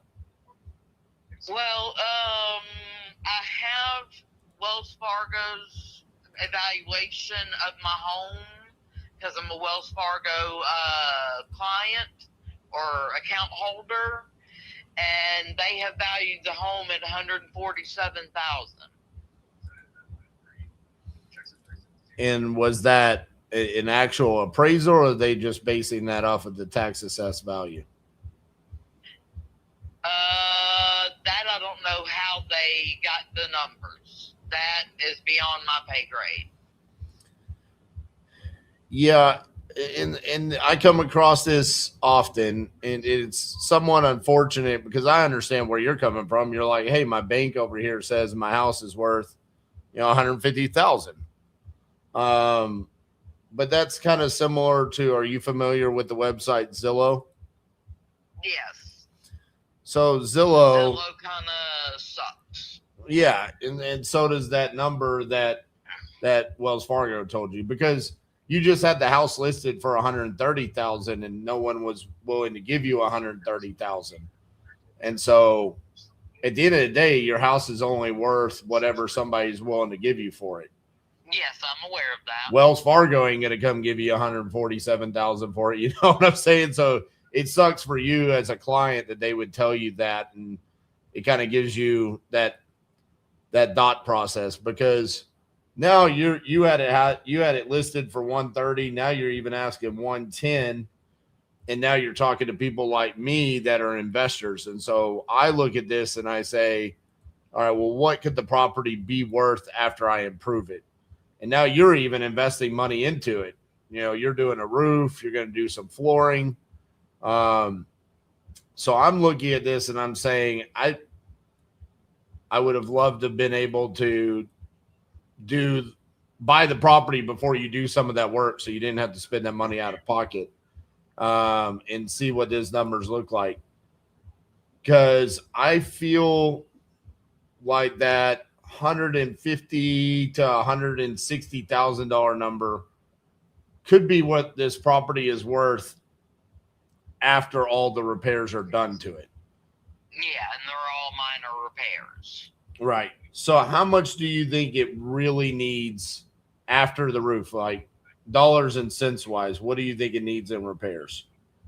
In repairs, if we were not to touch the floor, I've already got the material to do so, but if we weren't to touch the floor and someone wanted to do some updates, I would say, because I've already updated the sinks in the master bathroom. I have not updated the shower or the bathtub because they're in perfect working order.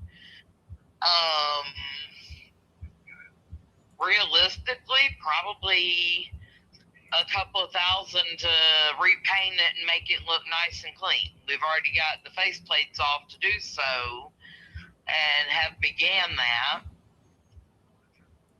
But that's about all it's going to need is some paint. Okay.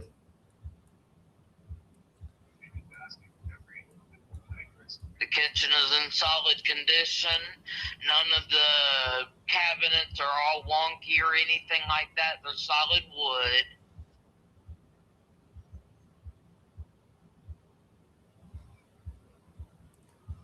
All right, give me just a few seconds here. I'm trying to see if I can, because you are kind of out there a little bit. I want to see if I can find a few other sold properties around you. See if I can find a little bit of additional value there. Okay.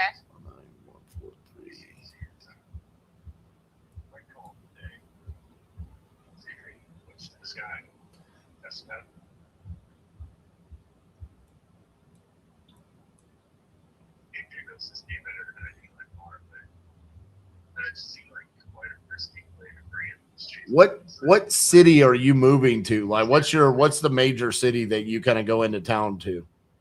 I found a place in Beach Island, and that's where one of my sons works. Oh no, I apologize. Not where you're moving. Like when you go to the store right now, you said it's like 15 minutes from the exit. Whatnot. We just go to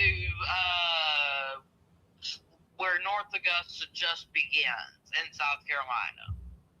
Okay, so you're going south, southwest, kind of. Okay.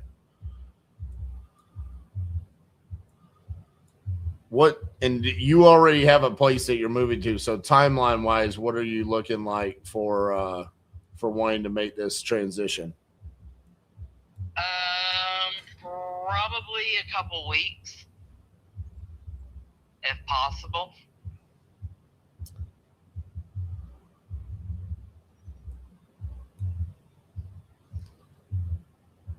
What were your intentions? Because you removed it off the MLS, you were going to go do the roof and the flooring. Were you going to plan on listing it again with a different realtor? No. What are your plans on selling it? I'm either going to do a quick sell, or I'm going to go ahead and allow my sons to stay there and just pay rent. Okay. When you say you're going to do a quick sell, what do you mean by that? Find an investor who will give me a decent price for it. Well, that's me. What's a decent price? Well, like I said, I would like to get at least 110 out of it. I don't know that I can do the 110. I was hoping you were going to tell me a better number. That's why I was asking. Just because where are you at? Because I'm so back and forth. I'm trying to find something that is exactly like your property. Because I've got a bunch of bigger, newer. I got some with more land, some with less land. So there's always something that makes me be like, that's not what yours is, right? Yeah. The people that offered you 95, they weren't investors, were they? They were owner occupants, weren't they? Yes. Yeah. It was actually the previous owner of the property's son. but that was all they could come up with. So they weren't able to meet me at my 115 mark at that time. Financially, they were only qualified for 95. Okay.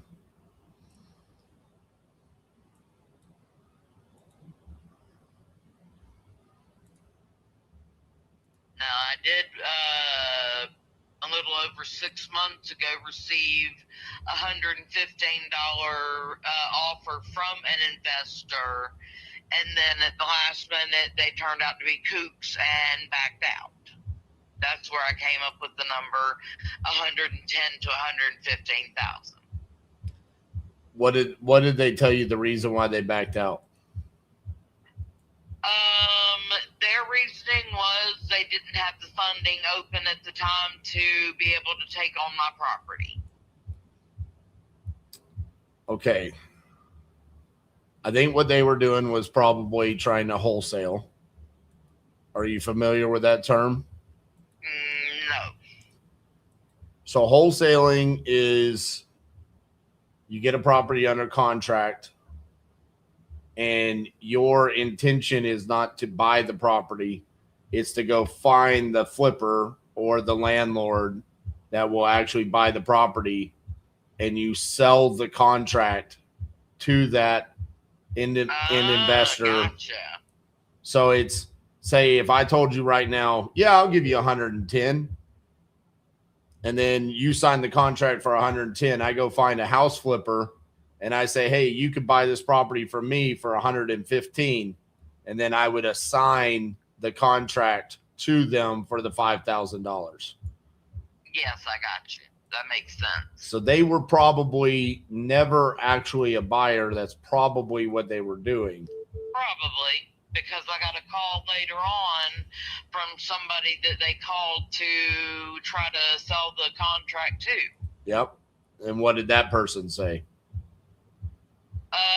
Basically just wanted to advise that they had tried to sell the contract to them, but that they weren't able to help me because at the time it was listed. Okay. If they had called previously, they would have been able to help me, but they didn't call in time and it got listed. Yeah.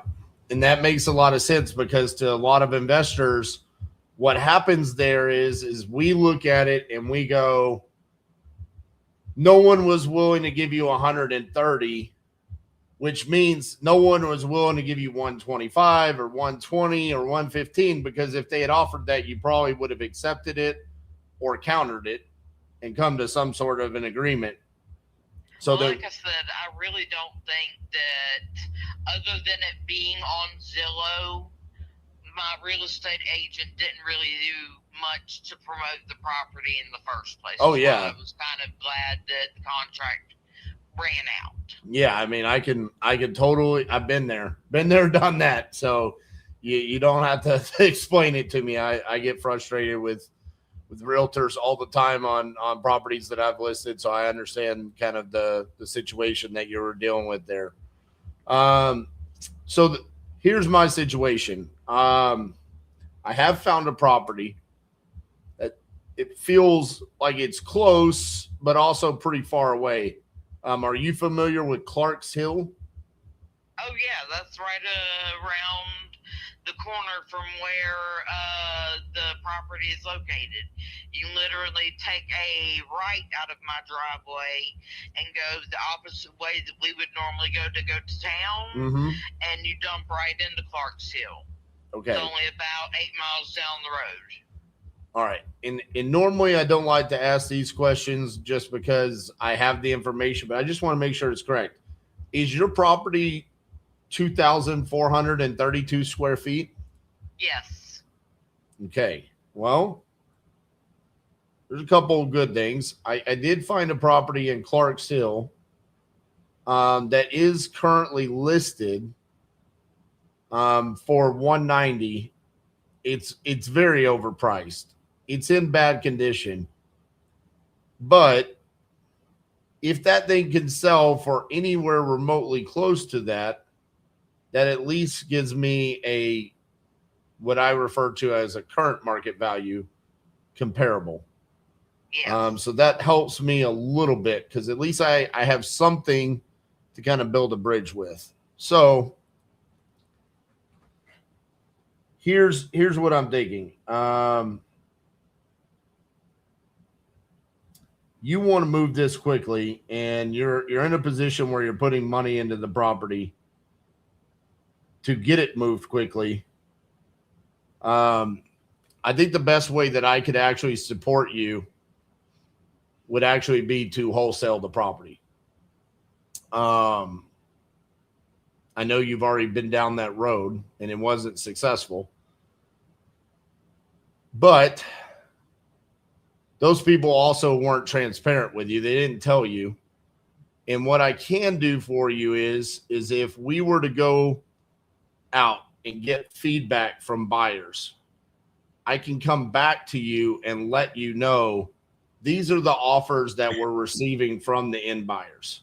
This is what all of the investors, all of the flippers, this is what they're saying they're willing to offer on the property. Hopefully it's more than what you want for the property so we can just move forward. So if we were to say, hey, let's move forward at this 110, if I can get 115, then that's great. You get your money, I get my money, we move on about our way. My fear is that the feedback's going to come back and they're going to say, I want to buy this at 100,000, meaning I would need you to be below 100,000. Yes.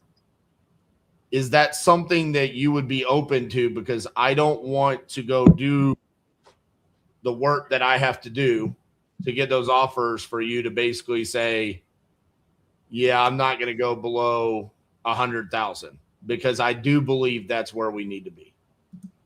Yeah, I don't think I want to go below 100.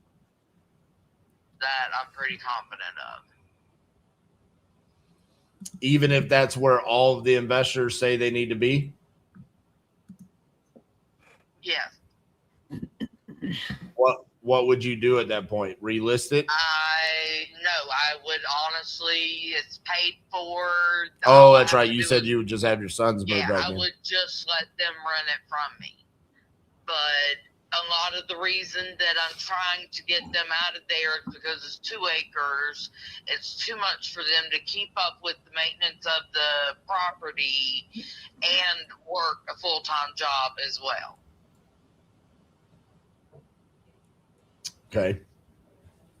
So I'm trying to find a smaller place, a little closer in the town for the one that walks, and just more convenience.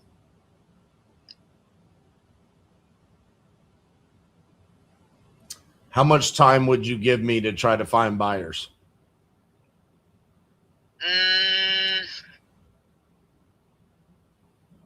I think no more than 30 days. Oh, it's more than enough. I really don't even need that long. But 30 days would be how long I would need to get it closed and funded, more than likely. So I would need about 7 to 10 days in reality to get pictures from you, present this in front of all the buyers, get feedback from them, receive their offers. I'm sure there'll probably be 1 or 2 that want to come out and walk the property and actually see it. And then at that point in time, we would know. I mean, if we ain't got any good offers after 10, 12 days, then I would just tell you, like, hey, we need to move a different direction, Okay. So I don't need a full 30 days. It definitely wasn't advertised very well at all. It was literally just listed and left. Right. And so the way this works is I just want to be very clear about this. I would not be listing this on the MLS. I would only I'd be privately sending this to my network of buyers. So it wouldn't be publicly out there. That's a whole different thing. And it doesn't sound like that would serve your needs on what you're wanting to accomplish. So that being said, I would like to send you a contract for the 100,000 put a 30-day close date on there. We stay in communication with you over the next week to 10 days, let you know, like daily updates. Hey, this is where we are in the process. And if we find a buyer, then we close in 30 days. If we don't, then we move on our separate ways. And you probably just, at that point in time, I would probably advise you like, hey, you should probably let your kiddos move in there and move on about their way. Yeah. Does that sound good to you? Yes. Okay. I have your email as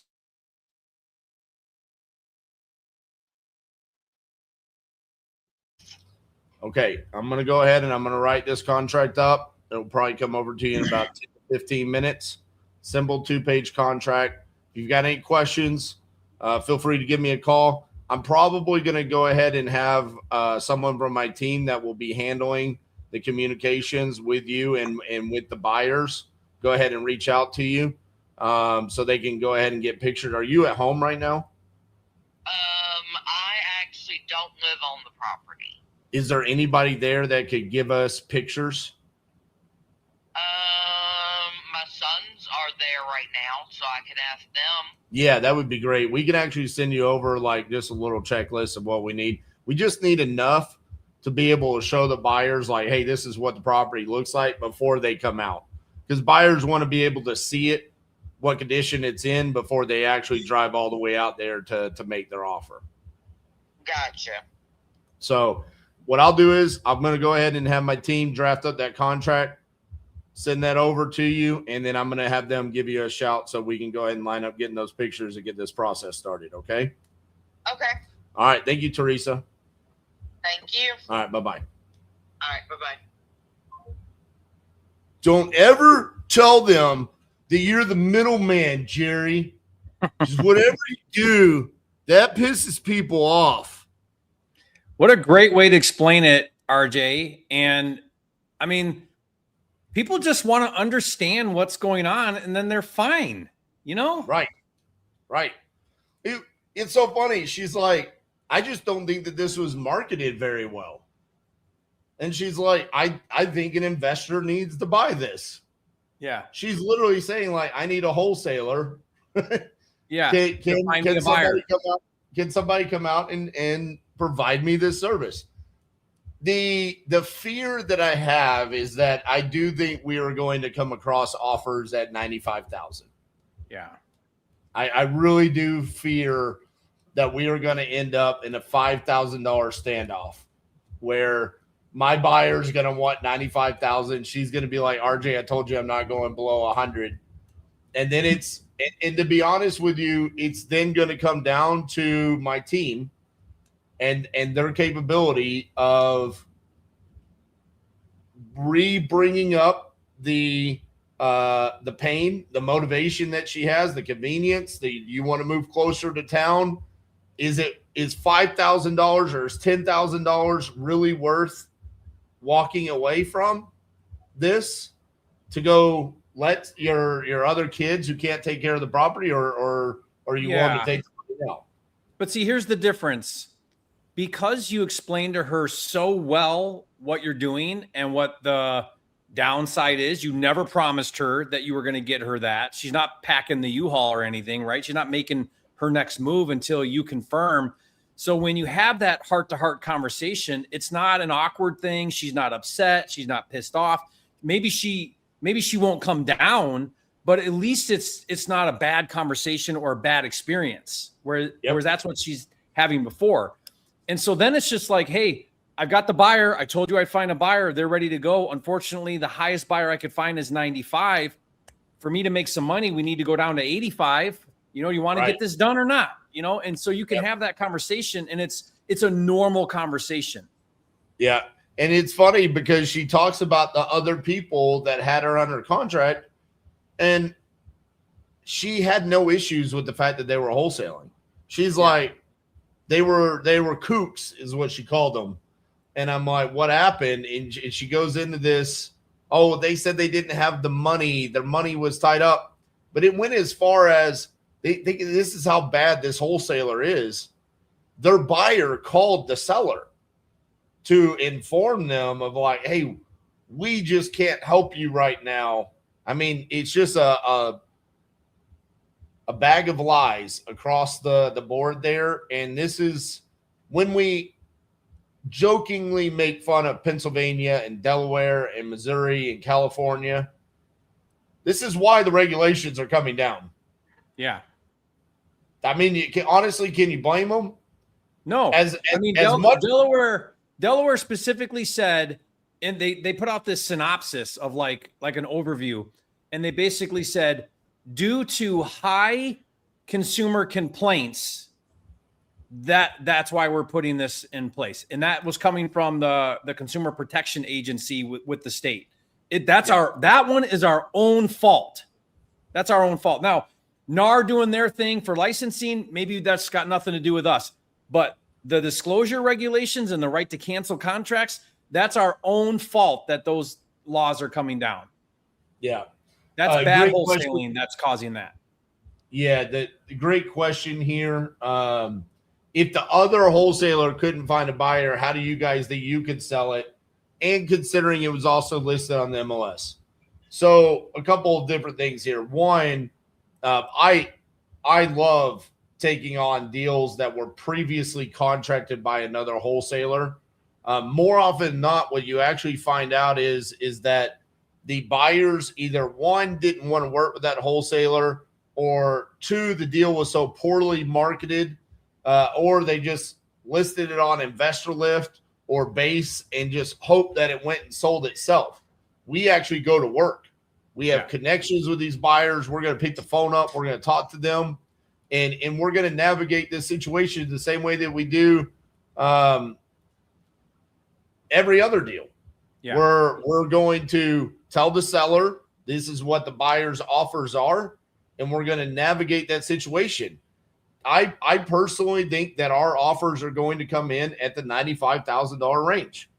I think that's where we're going to get our offer. And then it's my team's job to then either get that buyer up to 97, 98 and get that seller to come down to that $90,000 to $93,000 range, whatever.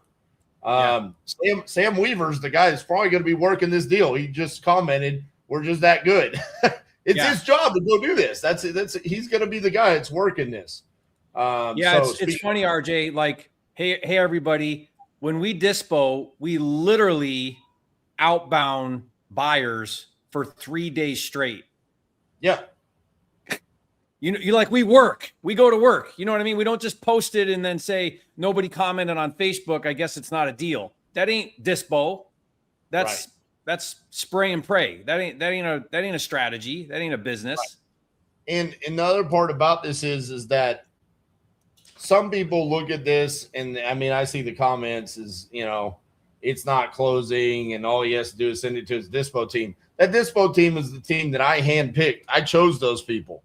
Sam Weaver, I handpicked him and chose him to be a part of my team, and he's trained daily by my partner and by my handpicked general manager. So, I do just pass this on to my team. That's the right that I've earned as a business owner for 2 decades. So, but hey, congratulations. You get the free show on here and the education on how to be transparent. So, anyways, I'm going to get this contract sent over so we can make sure. I'm going to call 37 here in South Carolina. Are you? That's mine. Get out of here. Oh, you got that's the one I just closed. Oh, you forgot to mark it. Sorry. I was like, are you going to call that one? No, I'm not. I'll offer you 101. I'm glad I told you which one I was calling. That would have been awkward. Yeah, right? Okay, no, I'm calling 36 in Illinois.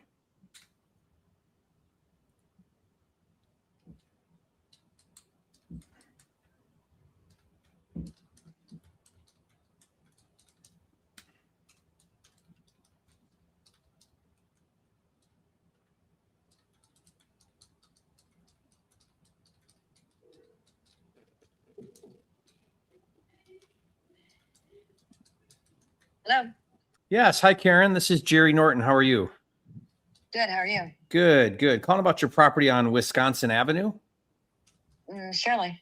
Okay. Yeah, you had filled out a form that you're looking to sell that property. Is that still the case? Where did I fill the form out?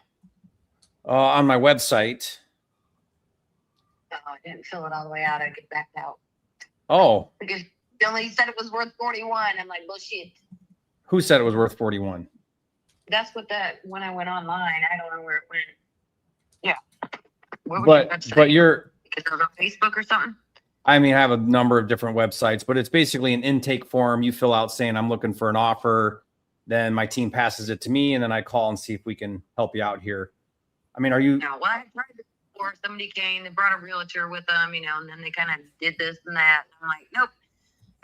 I'm probably going to go through a girl that I've already talked to about it because I want to get as much as possible that I can out of it. So I see. Well, what is that number?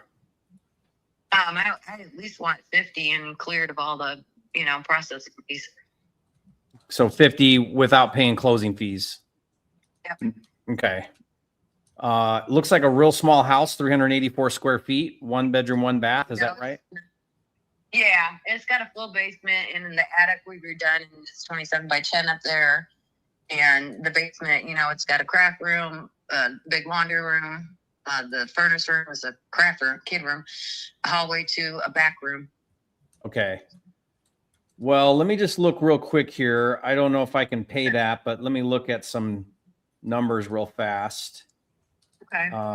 If I can come anywhere around there, then we could keep talking maybe, but I don't want to. Maybe. Don't go any lower than that because I'm not making anything that I need off of it. Do you have to pay off something? I would, you know, if I would just do it outright. Because this is as is at this point. Why won't you make anything if you sell it for 50? If I sell it for less than 50, I won't make anything that I want off of it. Okay, but do you owe on it still? No, it's paid for. Oh, okay. How long have you owned it? Let's see here, since 90. Oh, wow. 90. Okay. Yeah. And are you living there or is it vacant? But we started purchasing it. I cleared that in 18. We've refinanced it a couple different times, so it would have been a bit. But yeah, I refinanced it, but then I had to pay it in 18 or 19. I got it completely paid off. Okay.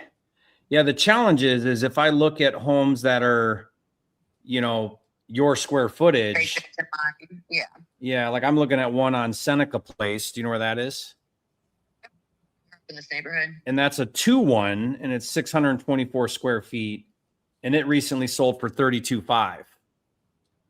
Oh wow. Oh. Yeah. I mean, so that's not me. That's and they don't have a backyard. They don't have the comfort that I have in this little house. Well, because my house is probably the most protected one around here. We don't have an alley. We don't have kids coming in and out of the yards, you know, and stuff like that. So Seneca's a little shitty, by the way. okay. That's where all the kids are starting to pack up. So well, sell me on it then. You sound like yeah. So I'm looking at the pictures on the sold comp, and it is a cute little house. There's no shed there no more. There ain't a shed, and I'm about to do the thing this weekend. The roof. There's no shed where? I had a shed on the back of your house. I don't know if you're looking at an aerial or a recent one or not, because if you're looking at an older one, you know, of a drone that came by, there was a shed back there, and there's no longer a shed. No, I'm still looking at the data in your neighborhood. So this has a 1-car garage, and it sold. Which one am I looking at here? Hold on. What's the address on that one? On Seneca. Oh no, I'm sorry. Okay. I'm sorry. That was the wrong one I gave you. This one here. No, it's not. Okay. So there's two. There's one on 721. That's the one I was looking at first. East Seneca. Okay. And that sold in June. I mean, that just sold for $32,500, and it does need work. Okay. Like it does need work. That one needs work. Yeah, I know what it is. I know every house in this neighborhood. Okay. So then do you know 729, the one next door to that one, East Seneca? Okay. Yeah. That one's cute, and that sold for $69,500. That's like right next door. That's your ARV, your after repair value. That's your fixed up value. Right. Gotcha. But see, I can't pay 50, put money into it, sell it for 70 and make anything. What would you need to put into it? I mean, I usually I can't rehab a house. I can't do carpet and paint for under 20. Well, yours is small, so Hey, babe, 15. I do painting. I know what everything costs. There, you don't have to redo nothing here. My floors have all been redone. Okay. I got, linoleum in there. I've painted every room because I'm a painter, so they're all painted. Okay. Everything's stocked in here. It's good to go. Are you in front of your computer? I sure am. How do you compare to this one? Look up 729 East Seneca. You got anything on 1002 East Wilcox? It just sold too. Well, I'll look. 1.5 bath. Yeah, but you're not a 3-bedroom. Oh, I know.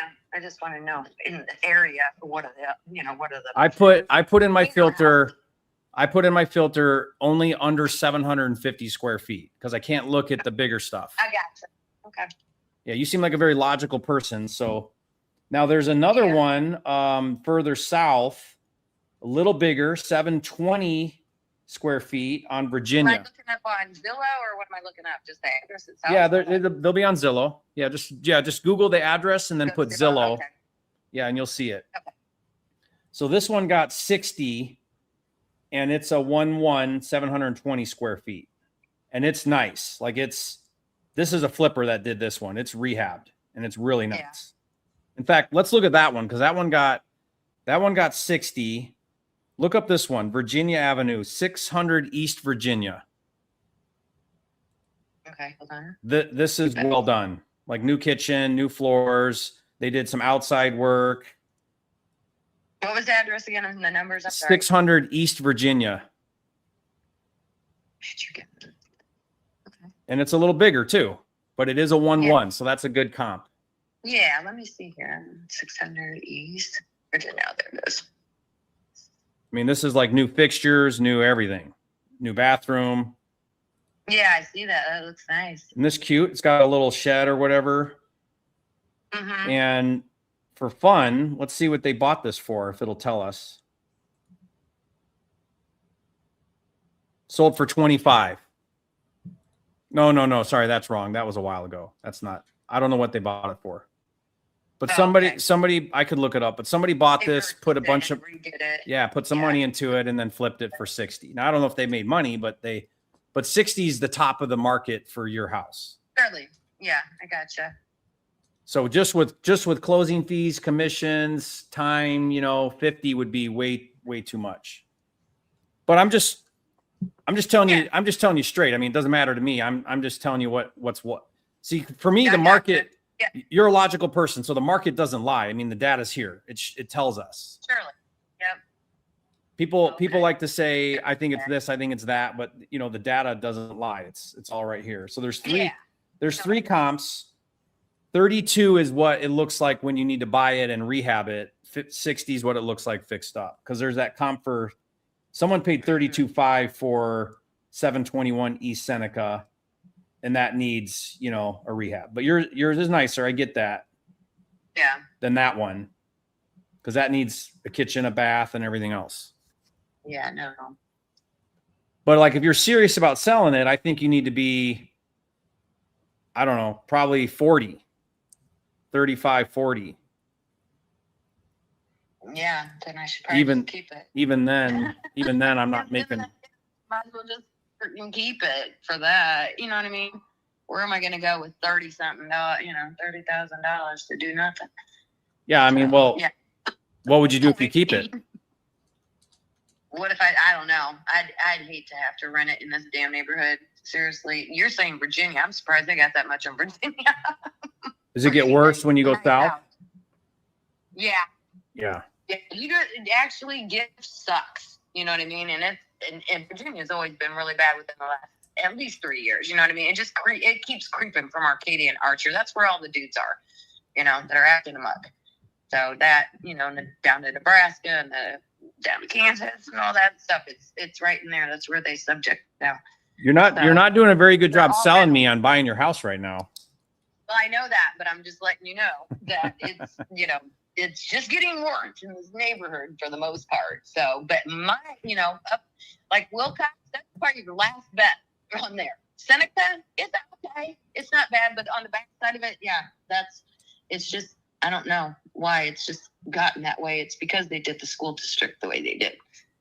So they really screwed us on that. Mm-hmm. But the other one, was it Gift or was it Virginia, the 725?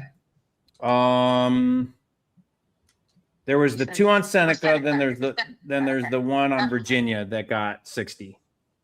Okay. Yeah, I wanted to see the 725, the one that you said that was, junky. The nice one or the ugly one? No, the one that you had to redo or one that had to Yeah, that one's 721 East Seneca. 721. Okay. But that just sold. So that tells you what investors are looking at. Yeah, that's what I'm saying. There's a lot of rentals. Are you part of that? Because I definitely know that there's a lot of Section 8s around here. Right. Is that basically scooping them up and doing that? Because well, we do that. Yeah. Yeah. We do that. And I mean, but this might make a great rental too. Maybe don't do much and keep it as a rental. Yeah. Yeah. But you got to leave me room to make money or it doesn't make sense. Surely. I got you on that too. Yeah. Well, what do you want to do? Yeah. Well, I'm going to continue to look into it. Okay. See? So you don't want to do 30s? Do not want to do 30s, but thank you. I appreciate it. Okay. Yeah. No. If you change your mind, say my number. If you change your mind, let me know. All right. Good luck to you. Jerry. Jerry? Yep. All right. Well, thank you. Thanks, Karen. Have a good day. Bye. Bye. I mean, it's just not even worth the hassle, even at 30. Like, oh my gosh. What a great call, though. I mean, you literally had her on her computer, comping properties and analyzing the deal with you. That doesn't work with everybody, but when they're super logical like her and smart and like then go for it. Because now if she had some motivation, then I could have convinced her with logic on comps. Whereas someone who's just got their head, they're all emotional, that kind of distress, then you don't ever do that because they don't care or understand or anything. But she was sharp. Yeah, that was just tough. That was the Peoria. Yeah. I love Peoria, but I mean, you got to buy them. You got to buy them cheap. Yeah. I mean, honestly, that comp for 30, that's our cash buyer. So I really need to be at 20. Right. But that one is in a little worse shape than hers, I bet. So it was so funny. My son played a hockey game against the West Peoria Junior Mustangs. They came into town and they played him. And one of the parents is like, where is Peoria even at? Yeah. And I was like, oh, it's Illinois. And they're like, how do you know that? And I was like, oh, I've done like 50 deals in Peoria. And they're like, really? Is it like really nice houses? And I was like, no, you still don't understand what I do. No, it's really bad houses. That's why I've done so many deals there. Well, we don't do deals where nice houses are. It's crazy that there's 2 ARV comps that I just looked at in the past couple of months. Like, who in the world is flipping a $60,000 house? How do you make any money flipping a $60,000 house? You don't. Yeah. Unless There's you're no buying money in that. What'd you say they bought it for? 25 or 30? No, I thought it was 25, but that was back in like 2011 or something. But I'm curious now what they paid for it because they easily spent 30 grand on that rehab. Yeah, I was gonna say you had to buy it for like 5 or 10. 5 or 10. Then you're not making that much. You're making 10 grand to renovate a house. Like why? Just why? I don't know. All right, let's get another one.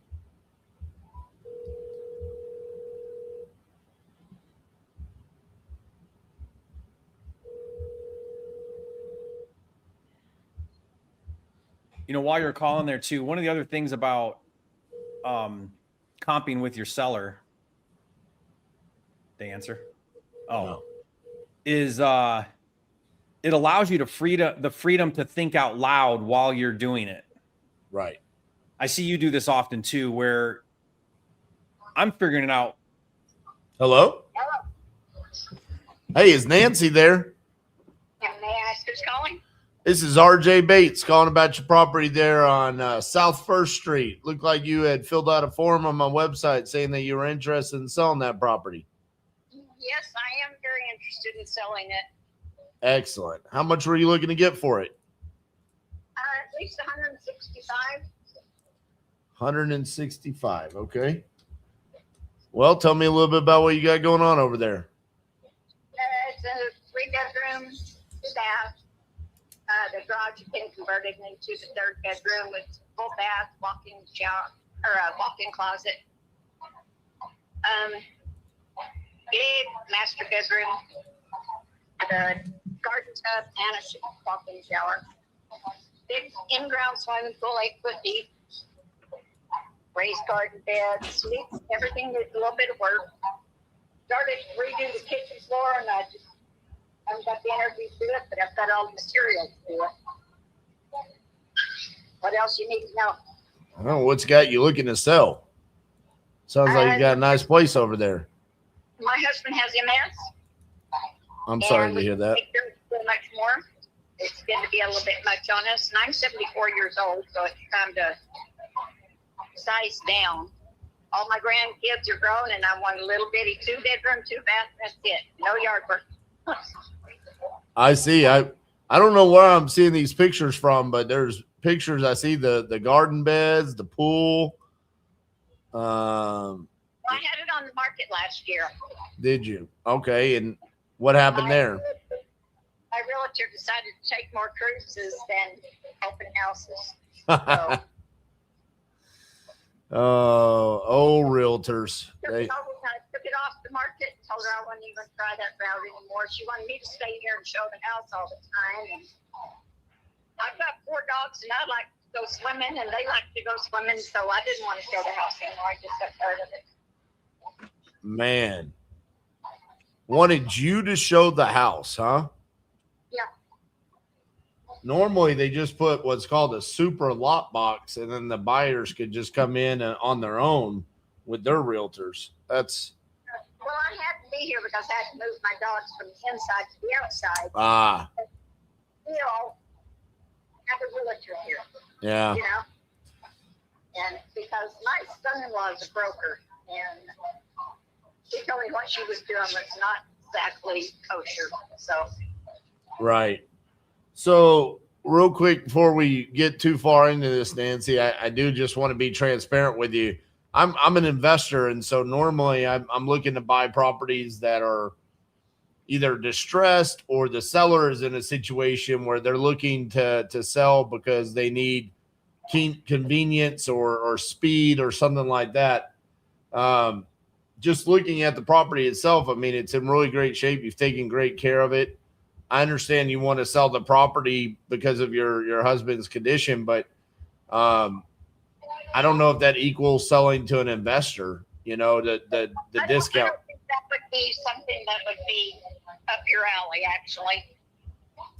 Because that you're, like I say, you are an investor. The house is, you know, you talk into it, live it. Right. I mean, stress, it's a lot of work. It needs a new kitchen floor, but I've got everything to do that, like I said. And that it doesn't need a whole lot of work otherwise. We paint the outside of the house, paint the inside of the house. We take care of the pool. We've got the garden bed. If you've seen the pictures, you know what I'm talking about. I do. So what I would like to do for you, because I never just want to leave a seller just without any kind of a solution. I do have a really great realtor down in that area.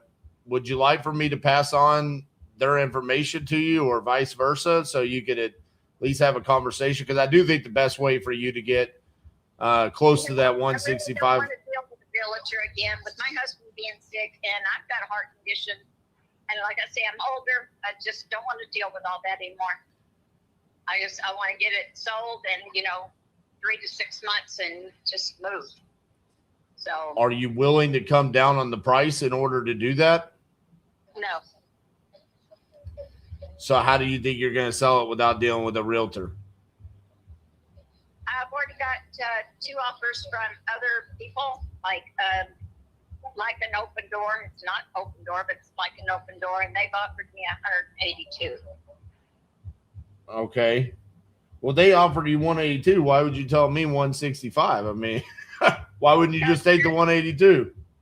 So that's the lowest I'll go. Okay. And if you're an investor, you don't want it at all at that price. So Yeah. I sit with law as a broker.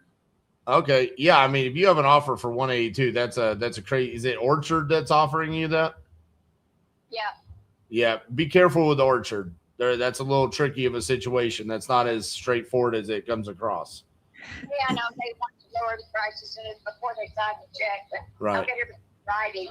I'm not stupid. I'm an old woman. I didn't get to be old by being stupid. So, Yeah. It'll all be in writing before they get anything. And I know my way around the block. Let's put it that way. Okay. Sounds like you're all hooked up there, Nancy. So best of luck with Orchard, and hope everything works out for you. Okay, thank you so much. All right, bye-bye. You know, Jerry, I've got this thing. I've got a soft spot in my heart for old women. Like, I always want to help them out. But, man, nothing irritates me more than when I try to be super generous and nice to an old woman, and they flip the script and they start being, like, kind of condescending and mean back. It really kind of just, like, grates my soul. Like, Yeah. I'm trying to, oh, you know more than me. I'm sitting there telling you, like, be careful about that offer with Orchard. It's not what it might seem like. I know my way around the block. I didn't get to 74 years old because I'm a dummy. You just got to 74 years old because your heart kept pumping for 74 Right. years. That's what I was just going to say. What does your smarts have to do with how old you are? Right. Like, man. Wow. Anyways. I thought that was super generous that you were looking out for her, trying to help her with a real, I mean, you're done. So you could just hang up. Instead, you're trying to give her value. Right. So, and I told her yeah. that, like, hey, before I waste your time, like, you should go do this. I don't think she's like, yeah, this isn't for you. I know. I just said that. Yeah. You're like, that's what I'm trying to tell you. Right. Now you're going to be mean because I'm saying, oh. Please leave your message for So no on 39. Okay. Come on, we got to get a good one here in the last little bit. Jesse, I was going to pass that on to fellow TU member Amy Merritt because that was in Copper's Cove and she's in Killeen right there. So I was just going to pass it on to another TU member.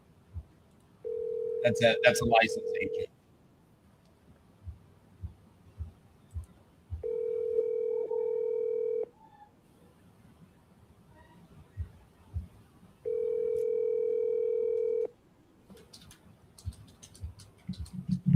the person you've dialed can't take. Try it again.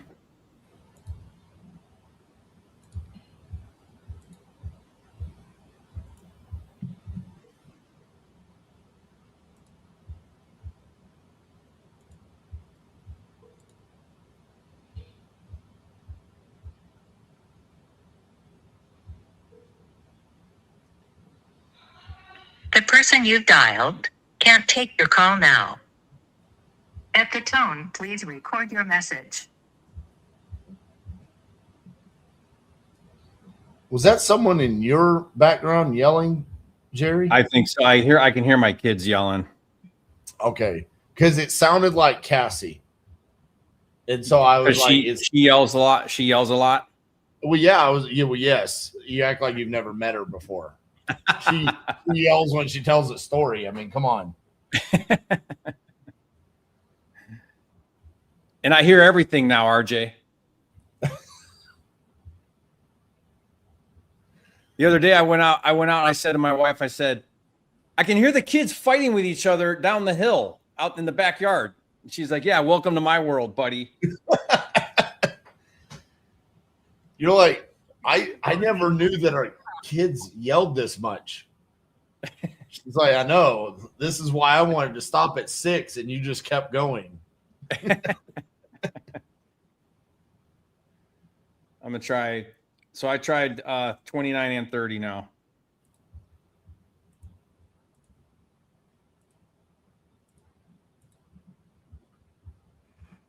I guess we'll do the California. Let's try I hope you get this one. the California. California, baby.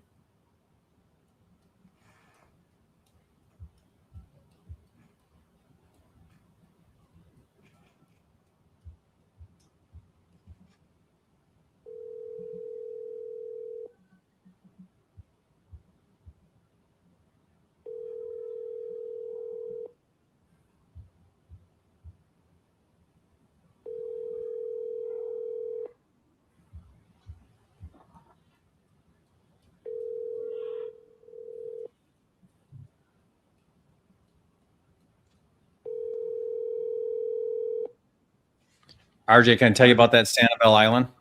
Call has been forwarded to an automated voice messaging system. Okay, so if you were going to get this seller to answer because it was on Ball's face. I know I was gonna. I don't want to tell you what I was gonna say. Okay, tell me about this crazy deal in Florida. Okay, so if you guys listen, remember it's a mobile home park, and it's like a luxury mobile home park. Well, first of all, no investors allowed. You have to be an owner. You can't sublease. So I couldn't like buy the mobile home and rent it or anything like that. The rents are high, so you pay the park $775 a month, and that guy's got 3 lots and the house, so he's paying $3,100 a month, bleeding right now. So I call the park manager and I'm like, "Hey, so how's this work? Like, there's a trailer, right? But how do the lots work?" And this is what he says. He says, "There's no real estate." I said, "Well, how do we transfer ownership?" He says, "We have a conversation like this. You tell me that you own them. I put it down on my list here that they belong to you and you own them." I'm like, "Are you kidding me?" He's like, "Yeah, that's how it works." What? Yeah. There's no, I said, "There's no paperwork." He's like, "No." He says, "We do an orientation. I tell you how things work here, and that's it." And have you ever heard of that? No. What are we talking about? So what are you officially owning? Nothing. I mean, I own the lots and I own it, but my ownership is I'm on his list of owners on the park list. But this place is like hot. So here's what he told me. This is why I renegotiated it. He's like, these 3 lots, they're RV lots only.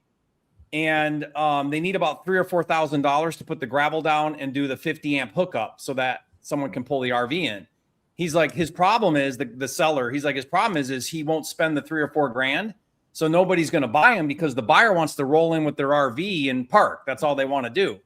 So I said, okay, well, I can't find anything on anything in here. He's like, yeah, that's because there's no real estate agents. That one comp I had, that guy put it on a for sale by owner. He's like, the way people sell stuff here is it goes on my list. People come in here every day looking for something. We show them the list. They pick out the one they want. You sell it to them. And I said, how do I sell it to them? He said, the same way you buy it. I scratch your name off the list and I put their name on the list. What? What are we talking about? I know. I'm like, this is the wildest thing ever. Do you feel like this is like some mafia style? I mean, so there's the guy no, runs a tight ship. true There's ownership. So the guy's like, I run a tight ship. There's no pets allowed in here. And there's like a waiting list. He's like, if you put the $3,000 or $4,000 in and you make these 3 lots like ready, then he's like, you can sell these things for 40 really fast. He's like, there's buyers here waiting. They'll pay 40. If you fix up the house, you can get 300. So I went back and I said, look, I can't do 180 for the package. I'll do 160. And he like lost his mind on me about it. You know, I can't do that. I can't do that. I kept saying, okay, fine. No problem. What about 170? No. What about 165? No.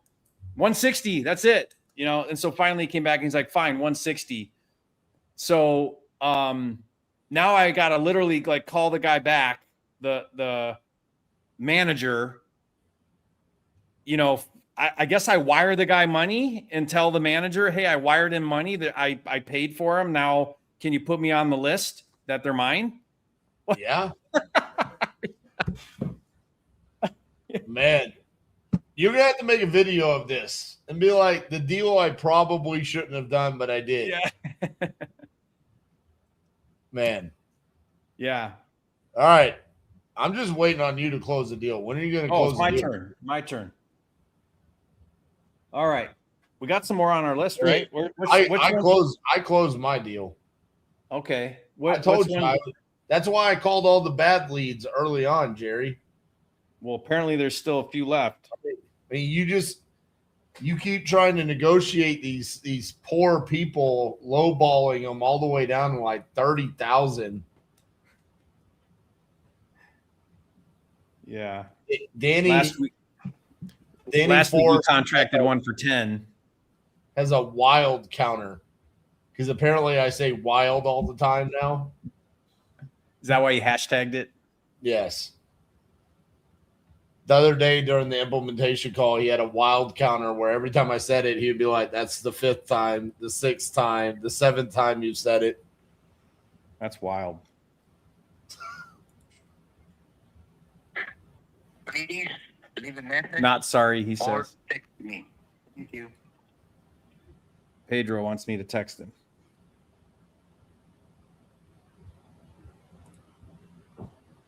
My contract is officially signed. Attaboy. Good. So we didn't get a goose egg today. That's good. No. I mean, you did so far. I did, yeah. But when I don't, then it's we. When I do, when you don't, then it's I. You know. Right. Yeah, exactly. I mean, come on, we're a team here today, RJ. So we got a contract. Yeah. I mean, kind of like me and Steve were a team on like the podcast I did with him. I mean, I carried the entire show and he just existed. That's kind of like the team that's going on right here. I mean, But didn't he ask good, like, thought-provoking questions? No, his AI bot gave him the questions and he had it written down on a script in front of him. Your call has been forwarded to voicemail. The person you're trying to reach is not available. At the tone, please record your message. All right, RJ, where's Tioga? Tioga, Texas. Not good. We're calling it anyway. It feels very south. Oh, you don't know? I do not. I'm looking it up right now. See, my goal by the end of this, my goal is by the time you hit 3,000 days in a row on YouTube, you know every single town.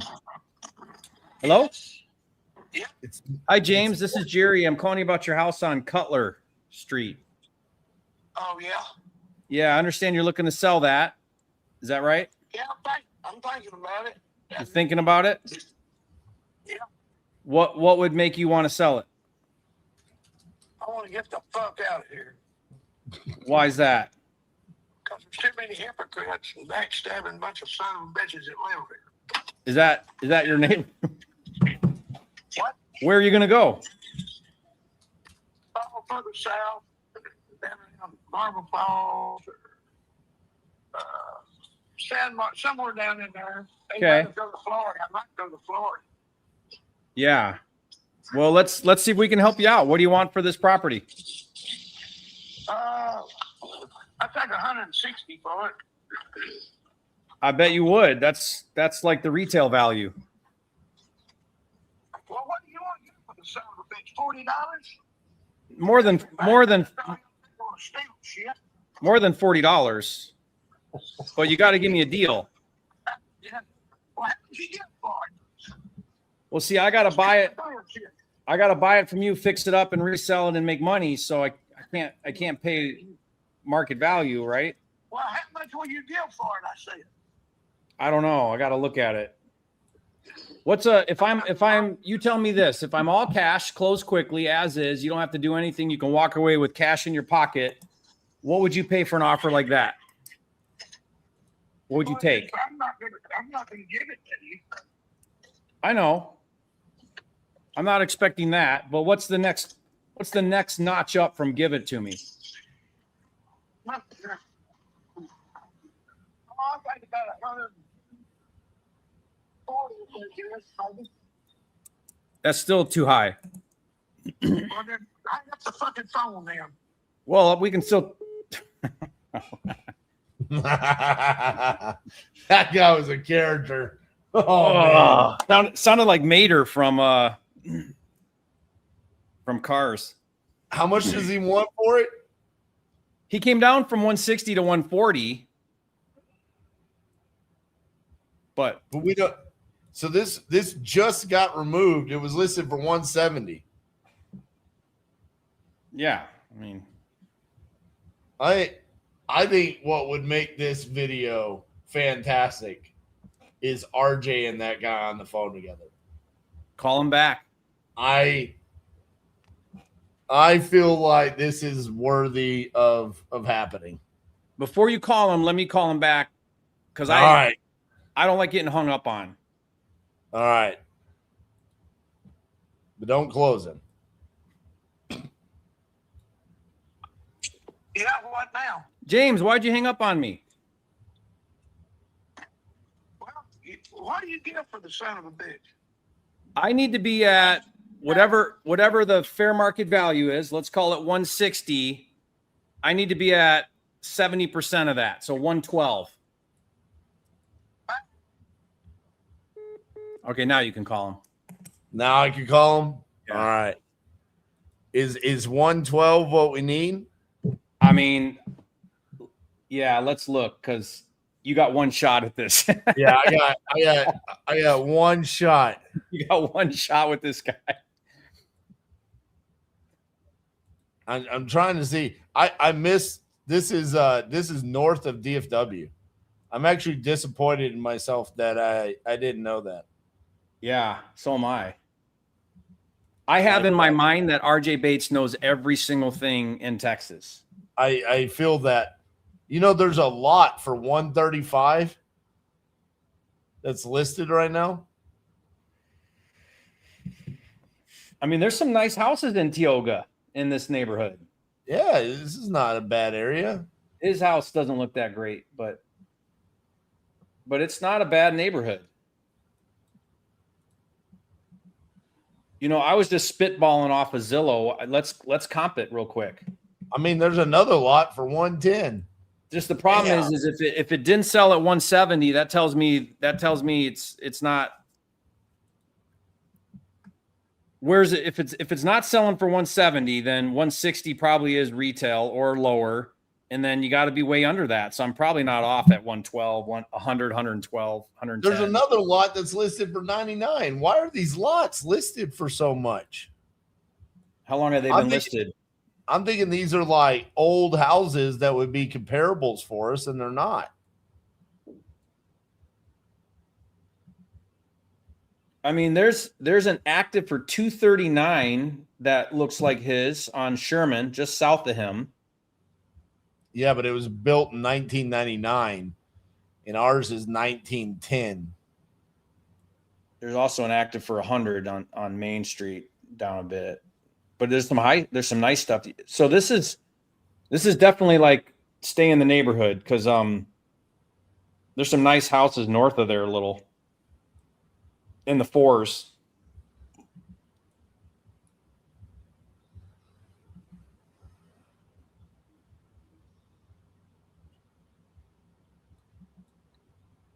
Can you find a comp? I can't. Because it's none of these nice ones. Everything is a different year build. Size is all over the place. Right. I mean, do you see this active down here for 197? That's a bricker with an attached garage, 1,300 square feet. And it's active at 200. So I don't know, man. Let's just get it over with. Have him hang up on me. What are you going to offer him? Probably less than you. Offer him less than me, and then I'll call him back, and then now my offer will be good. Exactly.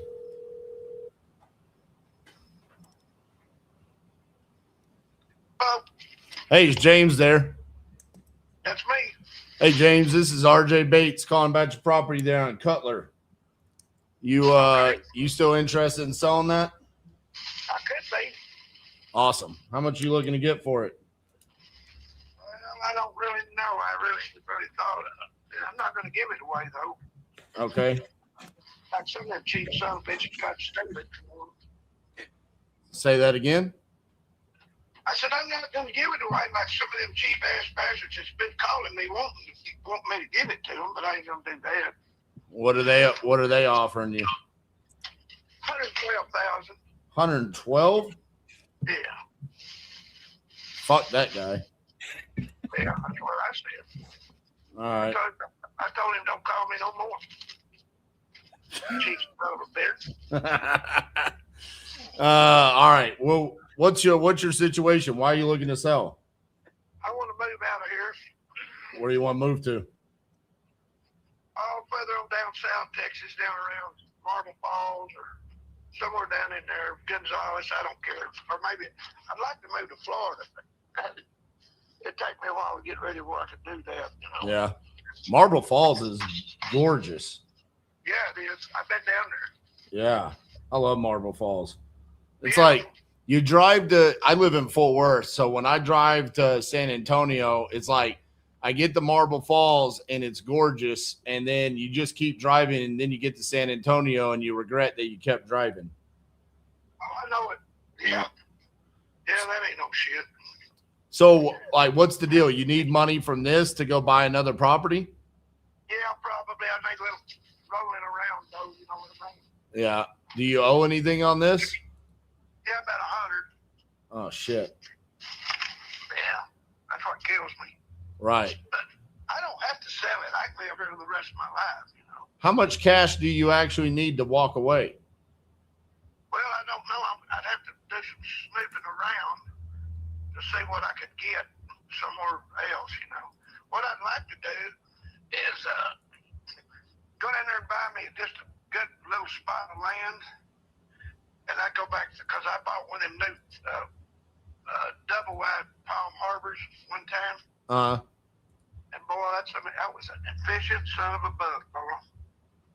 I'd like to get me a spot of land. I'd buy me another one of them or something. You know what I mean? Oh, you got a really good interest rate, don't you? Yeah, it's pretty good. Yeah. Like yeah, it's not bad. 3.1%? Yeah, something like that. It's not bad. Hell yeah. What's your monthly payment? $1,200. Why is it so much? Well, I don't know. I tried to get it refinanced. I'm still thinking about that. I thought you took a loan. I thought you took a loan out for $93,000 in 2022. Is that not accurate? Well, I gave $70,000 for it when I bought it. I bought it in 18. And then you refinanced, right?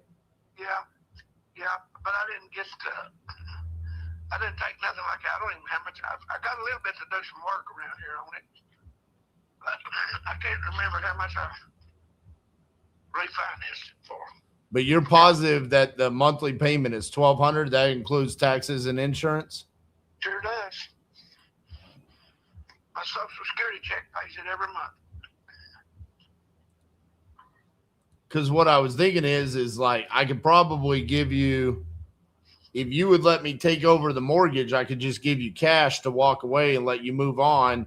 And what I would do is I would just start making the monthly payments on it and put somebody in there as a tenant and just keep it as a rental property. Oh, I can rent it. Right. This old bitch that lives across the street from me, she's got a little old Mickey Mouse realtor company. She told me, she said, I could put it for rent sign in that yard today, and she said tomorrow that I'd have 100 phone calls.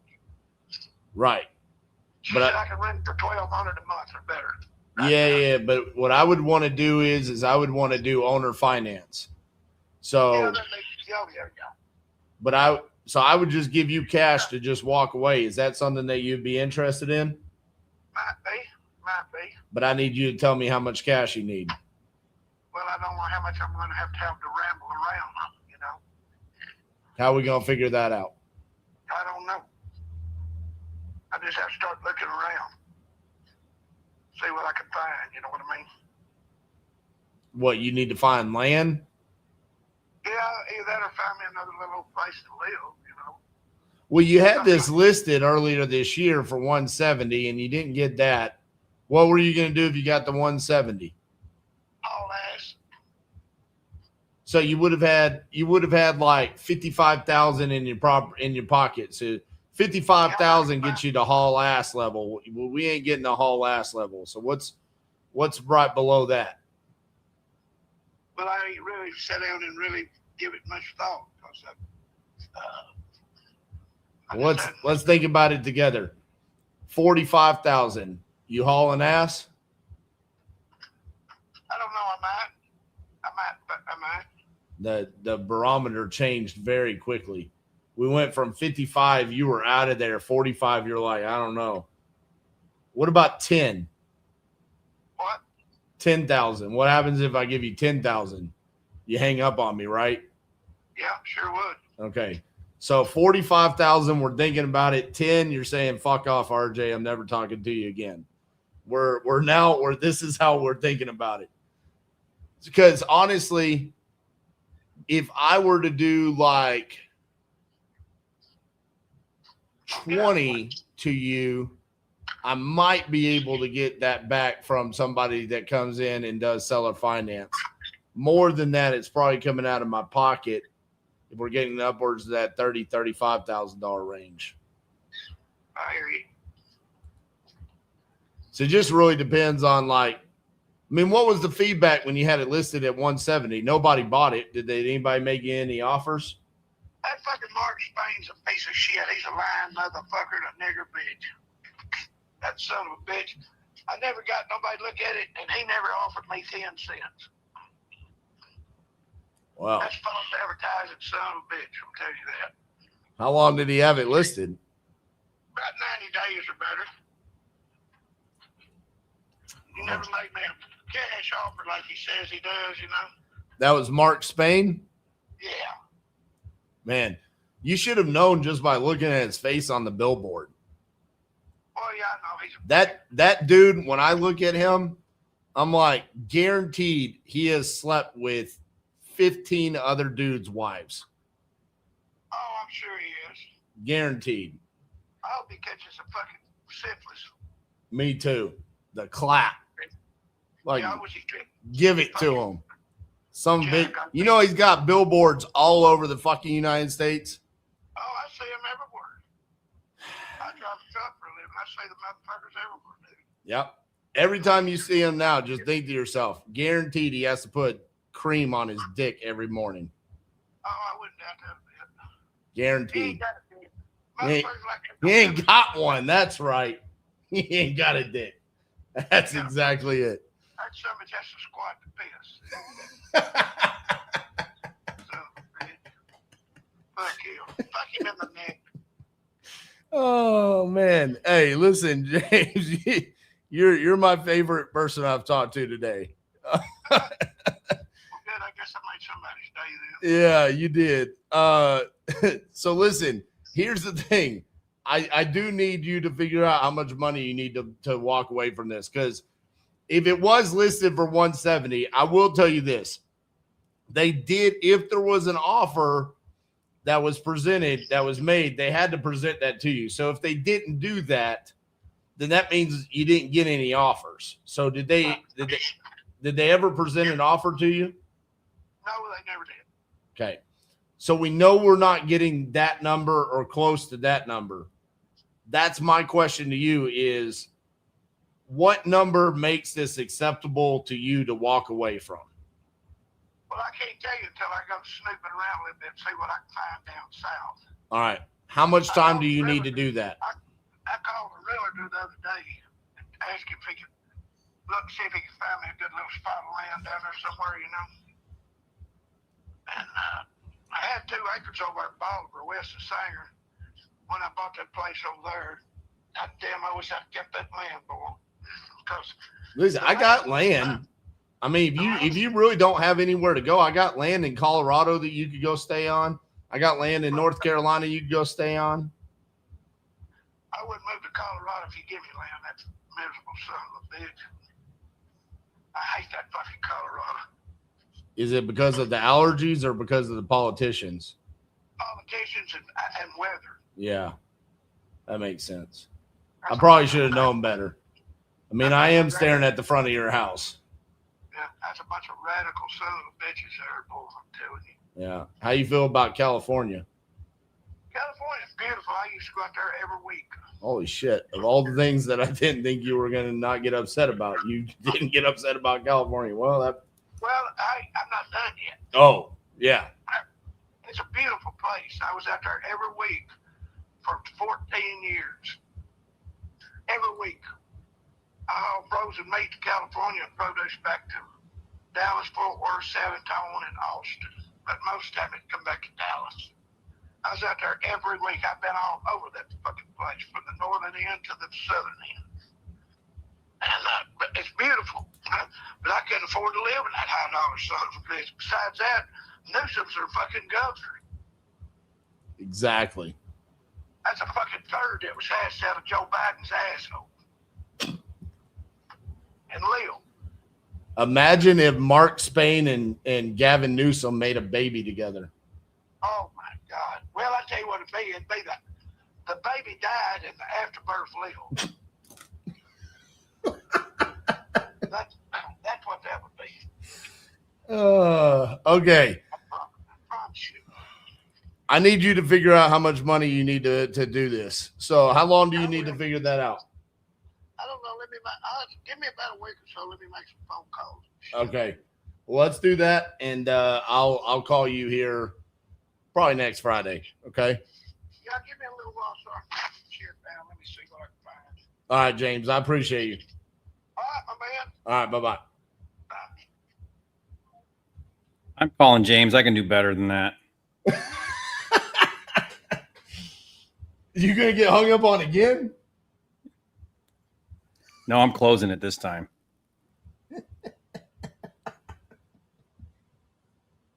I'm gonna laugh so hard if he gets mad at you.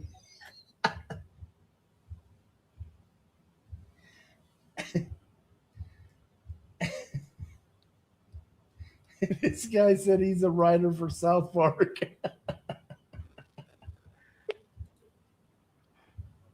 Oh, he might not take my call, but I would think this guy would want to talk to me again. You know what I mean? Oh man. That was one of my favorite seller calls of all time. You did such a good job, getting on his level. The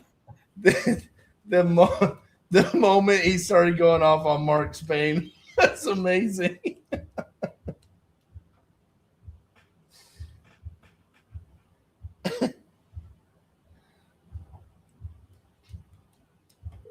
Okay, here we go. Oh, he won't. Oh, he's done with you. I don't know if he's blocked what he's doing. I'm going to piss him off so bad. Oh, come on now.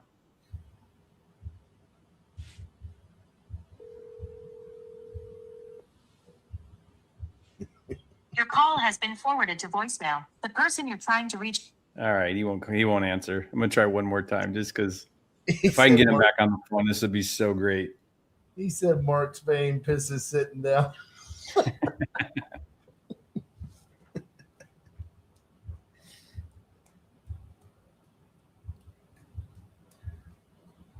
Your call has been forwarded. Yeah, he won't talk to me.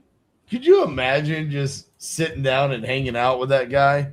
Just the crazy that he would say. Yeah. I'm fairly certain that that's going to be me when I'm an old man. Just anything. Did you see my comment? Did you see my comment? No way. Where is it? I'm scrolling. There were so many comments while that was happening. RJ's getting canceled today. He needs one of his kind. Oh man. Danny Force said, "Can we invite him to host Element 22 this year?" The MC, let him MC. Oh man. Oh man, that was wild. There you go. That's wild. You're gonna start saying it all the time now. Shoot, I've been hanging around you too much. It's rubbing off. I know, right? It's these Tuesdays. All right, man. Let's wrap this up. Listen, today was one of the tougher days. Yeah. Our connection rate wasn't horrible. We ended up talking to 1, 2, 3, 4, 5, 6, 7, 8, 9, 10. We talked to 10 sellers out of 30. So 33% connection rate. But out of the 10, we did get a signed contract. So 1 for 10. I'm really curious if this being right after the 4th of July really impacted the connection rate. Somebody did mention that the World Cup is going on right now. I mean, Argentina did play right before we went live. Switzerland and Colombia are playing right now. I don't know if that plays a big impact on it. I think it's probably more people just either being on vacation from the 4th or coming back and just not being available. Because this is one of the lower connection rates that we've had recently. But still, I look at it and I go, even with as rough as it was, that was 2.5 hours really of us working, and we still got a signed contract. You had at least one that you're following up on, right? Which one was it? That's the one in Ohio. Then in Ohio. Oh yeah, you're basically getting a signed contract. We'll see. I mean, he's got to go out there and look at it and stuff, but that's the lady with no email. Right. You know what? Like some days are hard in this business. I mean, I've had days like this all the time where it just feels like everything's against me. No one's answering or no one's motivated. And, the bad days make the good days great. The hard calls make the contracts great. And it's just all part of the game, So I still think like, even though you and I usually have higher success with contracts, there were still some great calls. And I think if people took the time to listen to this, there's some great learning going on there. I mean, you and I both had really great calls where we demonstrated how to walk a seller through full transparency on what we're doing. Yeah. And that's valuable insight. I wish more people could learn how to talk to sellers in that fashion. Maybe not exactly that way because those were unique to those situations, but the idea of like telling them your numbers, telling them what you're doing, telling them how you're looking at it, what the plan is, what the next steps are, how we make money with this, that's the move I think we need to see more of in this industry, moving away from all these like sale tactics and stuff and more into just be real with people. But this is even with everything that's negative about some of the stuff that we've talked about with the regulations and things like that. I mean, here we are in 2026 and we say a bad day is the fact that we placed 30 dials, talked to 10 sellers, and have one signed contract with a very strong potential to get a second. I mean, we have a buyer going to the property tomorrow to get the contract signed. Yeah. I mean that's not a bad day. Not as close to getting 2 signed contracts. Yeah. I mean, that's 2 for 10. Yeah. I mean, I even if you count the no answers, that would be 1 out of 15. I mean, we'll take those bad days right there. And I've seen some people lately, specifically inside the TU group, complaining about lead quality. Not specific one company. Every company has had different complaints. I think maybe sometimes you just got to take a step back and look at it from a grander scale. Because I think Jerry and I both, while we're in this moment, would sit there and say, oh, today was kind of tough. And then when you step back and you go 1 out of 15, technically 2 for 10, that's really good. Really good on our conversations. Every PPL company would die for it. So Love. And also, I also want to say this. Shout out to Property Leads. Jerry, I was giving you a hard time earlier. Property Leads actually reached out this morning. They wanted to go live. They were like, hey, can RJ go live? Can Jerry go live? You reached out. It was a perfect storm. These companies are reaching out to us. They're wanting to showcase their product, and they don't have to do that. Every single time they do this, this is putting their product out there to be judged over the course of a 2.5-hour span. To every call, I mean, it literally gets judged based off of a handful of sellers answering the call. That's what there's so much timing and nuance, and like there's so much out of their control to be that vulnerable live. That's a risk that they're willing to take, which is awesome. Absolutely. And we appreciate them. So James, Andy, and the whole Property Leads team, we appreciate you guys for providing us with the leads and showcasing this. And Jerry, just appreciate you hopping on here. I think the feedback early on is that we do need to do our live about the state breakdown, the regulations, and all that pretty soon. So stay tuned for that, guys. We'll put that together. If it's not next Tuesday, it'll be over the next couple weeks. Are you free next Tuesday? Yes. All right. I guess we're going to run with this, everybody. RJ and Jerry's excellent adventures. You're not even looking. You look down. What? There it is. Jeez. Now, I mean, if someone doesn't know what that is, it tells how young they are. Right. We're going to have to clean that up a little bit. My head is a little bit big for my body. I mean, I look like I have the largest head ever. I do have a large head, but we're going to have to fix that. Danny says he deserves a raise. Danny, you haven't even gotten a paycheck yet. So, no, we're not giving you a raise. You haven't even gotten one check yet. So, all right, Jerry, we'll see you next Tuesday, okay? All right. Appreciate you guys. All right. See y'all. Thank you.